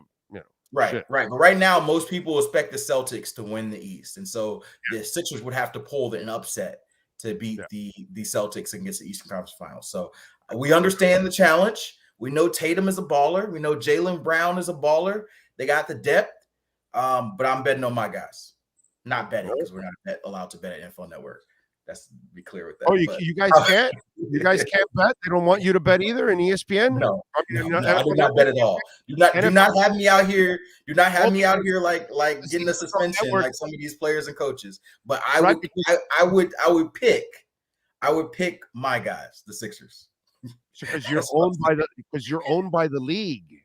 So it's a lot of details involved in that, but it makes total sense that if you work for MLB or NFL whatsoever. You're tied to those leagues. You can't be betting because you might have inside information and all that kind of crap. And that makes a lot of sense. It sucks for you, but that makes a lot. It's all good. I get to watch. I watch sports freely as a fan, and especially football, especially basketball. Like tonight, I'm gonna have. Only an addict's gonna miss it. That really, the rest of us that aren't really addicts that we have to gamble or whatever. That doesn't matter to us. So you're right. It's not that big a deal in the end. All right, follow him on Twitter at Cameron Wolf and catch his exceptional work when he's not on vacation on NFL Network. Cam, I'm not on vacation that much. Huh? I'm not on vacation that much. No, not that much, but this week you are. So, they're not going to see you that much. That's all I'm saying. I am. Got to see the little bro cross the stage. It'll be awesome. So, all right, baby. All right, my man. Thank you. And congratulations to your little bro. There you go. All right. We have unleashed the Wolf Pack. This has been the KSDT CPA Pro Football Report with NFL insider Cameron Wolf. KSDT is recognized by Forbes as one of the top tax accounting firms for 2022. KSDT CPA is a full-service firm that also excels in crypto. Visit them at ksdtcpa.com or call 305-670-3370. All right. I saw that story this morning. I see EJ Barrow saying Masvidal's father arrested for attempted second-degree murder. Wow. So that they charged him with attempted second-degree murder. Damn. I know Masvidal wasn't at the house. Dad probably has a history, right? Is that kind of a deal? Is that what's going on? Oh boy, what can you do, bro? What can you do? You know? An argument at home takes out the gun. Well, what are you going to do? Not everybody's too bright. Clearly his dad isn't too bright. Anyway, it is what it is. Oh, Amber Heard's quit Hollywood. She moved to Madrid, Spain. Did Amber Heard quit Hollywood, or did Hollywood quit Amber Heard? I saw that story too. Sauce Gardner didn't know who Jessica Alba was when he was at the game. Which, by the way, I'm not really surprised because he's a youngin'. Even though Jessica Alba is not really old, but you know, it's not something that he's probably watching as a really young guy. And he's not watching Dark Angel, which, shit, what was Dark Angel? 15 years ago? 20 years ago? I don't know what year was Dark Angel, but it was probably somewhere close to 2000, 2005, somewhere in that area. So it was a while back. I doubt he's watching that, or Honey, or what is it, Into the Blue, or whatever, any of those movies that she's done. You know, there's not a, you know what I'm saying? So and he's probably not buying her products. I forgot the name of her products, but yeah, you know, but it was kind of funny that he didn't know Jessica Alba. She is awesome. Big O seems like he's disrespecting the Celtics a bit also. If I were the Heat, I'd rather play the 76ers too. I mean, but they did not show up at all the other night. You know, that's why I had to stop him in his track. No comparison to the Heat effort and the Sixers effort. Okay, the Sixers were a disgrace the other night. The way they didn't show up. You know what I'm saying? Big O about the Canes. I'm an FSU fan. We have the right coach and went 3-6 in year 1, 5-7 in year 2. 2-10 in year 3, and now 10-3 in year 3, and now a playoff contender. It takes years. Be patient. I'm patient with Mario. That's why I'm kind of preparing people that I don't think they're going to be very good this year. I think they will struggle to get to 7 to 8 wins. Got to be honest. Wasn't impressed with the roster last year. I was 0 impressed with the coaching last year. I got to be honest. As much as I'm a Mario guy and I'm a Mario believer, and I think he'll turn things around, he and his coaching staff did a shit job last year. I'll be brutally honest. I'll say the thing that you will never hear on QAM and not a lot of places. Mario Cristobal and his staff did a horrendous job last year. Just want you to know that, okay? I'm a Mario guy, but I have to say, he didn't justify anything last year with his hiring. He did nothing that was impressive with his coaching last year at all. I didn't see an adjustment. I didn't see anything out of the players. I didn't see anything in any games that impressed me whatsoever from Mario and his staff. I'll be brutally honest on that. Okay? And that's why I don't have a lot of hope this year, because you got to get your shit straight with your staff. You got to get the right players in there. And I think this is going to be, maybe 6 to 8 wins, something like that. And 8 would be really good for them at this point. If they get to 9 or 10, then Mario's staff really turned the corner and did something special. Years 3 and 4, That's when I'm expecting things to really turn the corner. But here in year 2, coming off of what I saw last year, and then you had a whole bunch of new guys. Yeah, no, I'm not expecting much from the Miami Hurricanes this year. But I'm not going to tell you, oh, get rid of Mario. He's a wrong hire. I'm not doing any of that shit. I'm going to give Mario some time. He needs some time. But I will admit wholeheartedly, there wasn't one goddamn thing impressive about the Miami Hurricanes last year. Not one goddamn thing. Not the coaches and not the players. Not one goddamn thing. Okay? It was disgraceful what I saw last year. It's the worst year I've ever seen from the Miami Hurricanes. Worse than anything that has come up from Al Golden or from Manny Diaz or from Randy Shannon. As bad as those guys are, what I saw last year was worse than all of that combined. Okay? All right? So let's be honest. Let's call it like we see it. Wow, his dad just got out. Really? His dad just got out of prison? Oh, well then, maybe he's, what are you going to do, bro? If that's who he is, then whatever. Rot in jail for all I give a shit. Two a time, thank you for the love on the super chat. Big O and Sean, WWE Backlash. Cody Rhodes versus Brock Lesnar. Who you guys got? Bro, listen. Randy Rhodes was one of the great guitarists of all time that did not really get to finish his career with Ozzy. Came up with some legendary jams in Blizzard of Oz and Diary of a Madman. And, of course, he started off with Quiet Riot in his early days with Kevin Dubrow and company. So, in honor of the great Randy Rhodes, I'm going to go with Cody Rhodes, all right, over Brock Lesnar. That's my pick. What do you got there, Sean Stanley?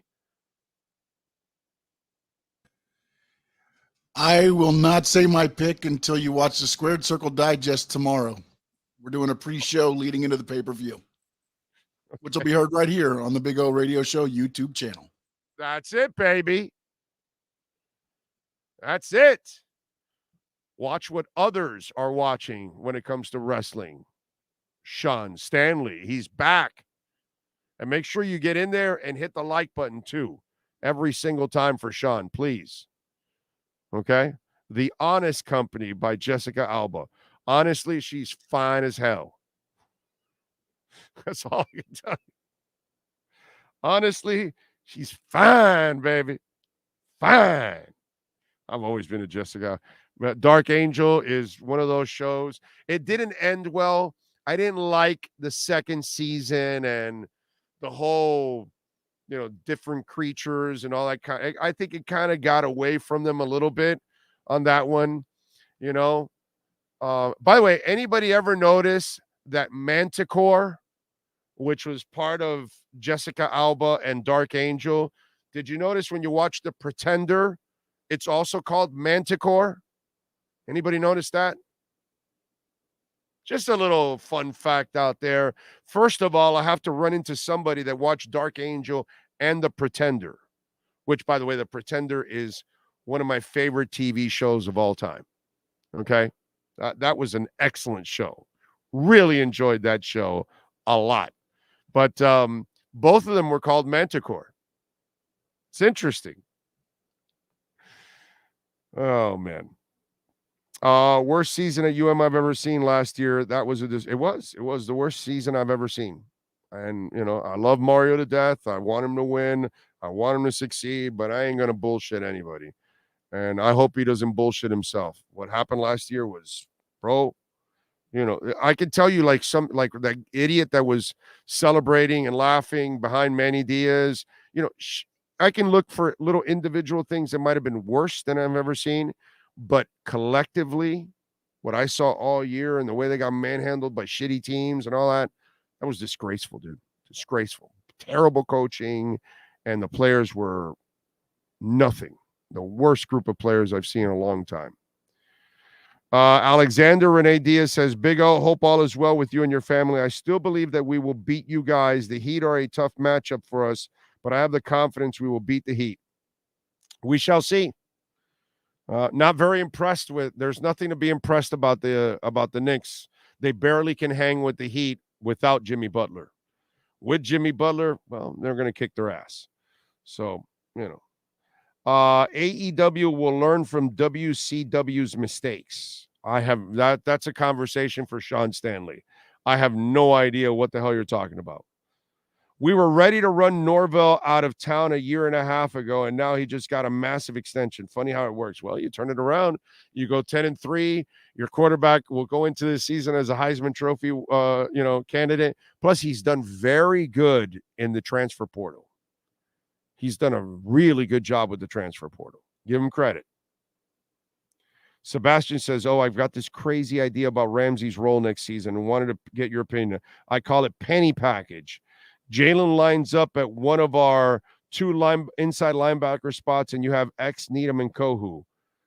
No, I don't think it'll be a linebacker. I think it'll be safety or slot. That's what I think you'll see from Jalen, not linebacker. Howard Stern is upset that Knicks players don't acknowledge him. Don't acknowledge him in front row of the games. They don't know who he is. Those young guys, they're not listening to Howard Stern, bro. Why would they listen to Howard Stern? They're going to listen to the Breakfast Club. That's what they're going to listen to. They're not going to listen to Howard Stern. That doesn't go with who he is. You know what I'm saying? Maybe Aaron Rodgers will listen to him. An older player, but young people aren't going to listen to Howard Stern, dude. Not now, not these young people now. No. I remember watching Into the Blue with Jessica Alba. Yes. Person of Interest still holds up. I like Person of Interest. That's a good one. The early days of what's her name? Damn it. Taji B. Henson, whatever. Those are the early days of her there before she became a flat-out superstar. Taji P. Henson, or what is it? Right, something like that. Let's see. I laugh when I see Knicks fans on Twitter saying they're not afraid of Jimmy Butler. No. They're deep down inside, all Knicks fans are really nervous with Jimmy Butler. What is your favorite Chicago album? God, dude, I don't know. I'd have to go back and look at them physically to kind of remember what songs are in which. I would lie to you right now to tell you that I remember it. I cannot. I cannot remember what songs are in which right now and the name of the album and all those. I can tell you a crap ton of Chicago songs, but right now figuring out album per album, what was in it, completely lost, bro. Couldn't answer that right now at all. Let's see. What else do we have? Barrow says, yes, Taj.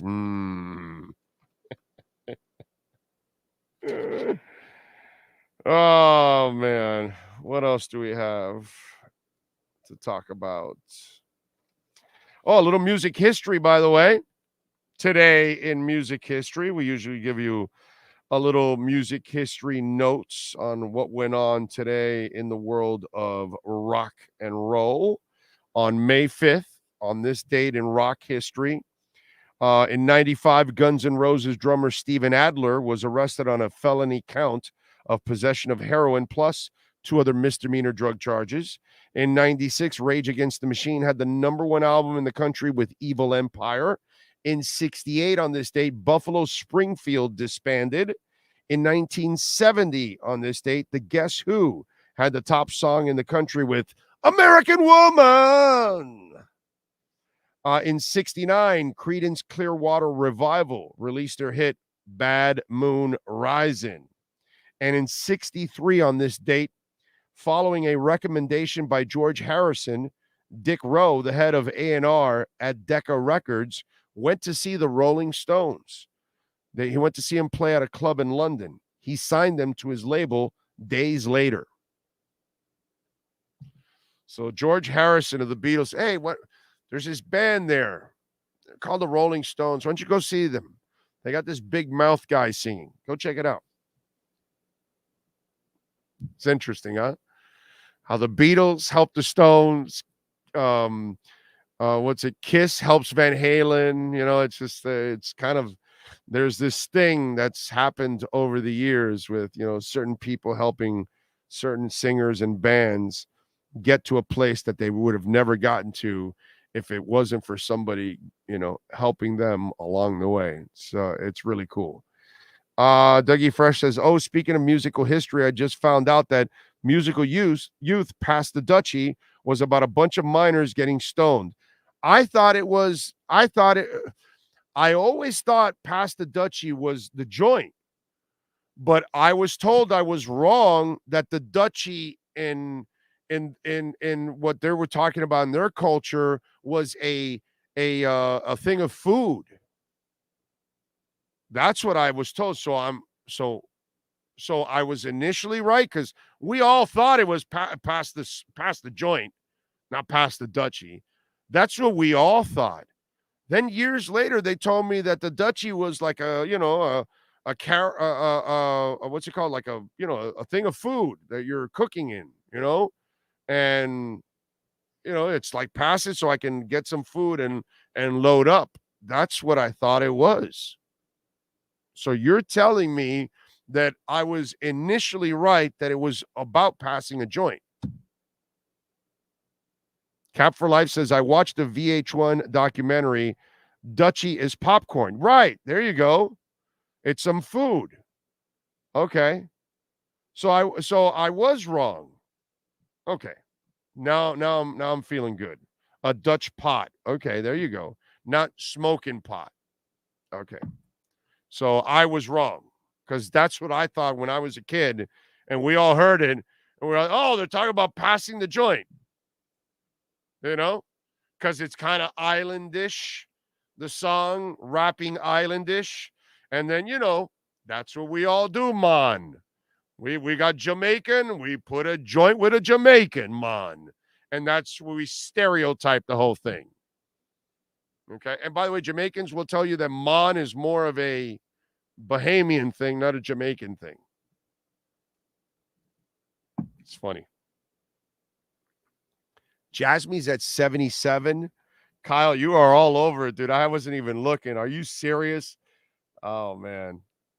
It just looked like it wanted to. It's a 79, dog. 79. It's up almost 11%. Kyle, you were cheating me out of 2. It's up to 79, dog. Woo! It's awesome. I mean, the lowest I got it where I loaded up was at 44. So think about it. It's at 79, so I am 9 away from doubling my money right there. You know what I'm saying? And we ain't even at a penny yet. Those of you that have taken the Alethea intelligence ride with me, you won big. Those of you that took SHIB with me, you won big. Those of you that went with injective protocol with me, you won big. And those of you that have gone on with Jasmine, you won big. And by the way, really, like other people were talking a little bit about SHIB. Who really was telling you about Alethea intelligence? Me. Who's really telling you about Jasmine? Me. Who's really telling you about injective protocol? Me. Not a lot of people were talking about those coins. They weren't talking about those companies because they don't know about those companies. Now they're on the bandwagon. Now, they talk about them. But there you go. I love Jasmine. I really do. Wow. Up to 79, dude. That is so impressive already. That is monster moves, man. Monster moves. And Bitcoin is up to 29,557. As Bitcoin moves, Jasmine moves too. So, very impressive. Very impressive. I love it. Well, Kyle, even if you were wrong at 77, you made me look and made it even happier at 79. Or maybe I made you happy because you thought it was still at 77 and now it's at 79. And we're winning, baby. We're winning. Big time. Passing the Dutchie is about passing a pot of food. However, it was also street slang for smoking pot. It's like when someone says, don't bogart me. It has nothing to do with Humphrey Bogart. It means that you're hogging the joint. Yes, exactly. Right. I got you. So are you telling me, Dougie Fresh, is that they want to tell us that it was spreading the pot of food because they want to be PG about it, but really they were indirectly telling us pass the joint? That's what you're saying. Okay, we'll go with that. All right, we thank Manny Navarro, Omar Kelly, and Cameron Wolf. We thank, of course, the man, the myth, the legend, Sean Stanley. And listen, hit the like button for Sean. He's back from the hospital. Hopefully we get him 100% healthy here over the next couple of weeks. It's great to have him back. We thank everybody that tuned in. If you sent in a super chat, thank you so much for sending in a super chat. You can always make a donation through Cash App or Venmo. We get 100% of the donation there at Cash Big O Show. And you can also make a Bitcoin donation tomorrow night. Squared Circle Digest. What time? 6 o'clock? What time? 5, 6? I'm trying to rectify that. It's going to be between 4 and 5 because the pay-per-view kicks off at 7. So we usually go about a couple hours. So I don't want to go into the pre-show. You heard him. He's rectifying it. He's rectifying it. All right. So after he rectifies it, he will be on 4, 5, 6. Hit the notification bell. The notification bell will tell you anytime he goes on with a show, I go on with a show, someone else goes on with a show. Who knows? You never know what happens. So hit the notification bell. Please hit the like button. Yes, sir, Sean. What else? You can also follow my social media channels. Right there is the handle. Yes. You got That's 5, right. 4, 3, 2. There you go. You got it. So although that billboard might have been in the way, but anyway, so make sure you follow Sean and hit the notification bell because that will tell you right when they're on. We shall see you all on Monday. Sean will see you on Saturday. You all be good out there and enjoy that Panthers, Miami Heat, and Jasmine run.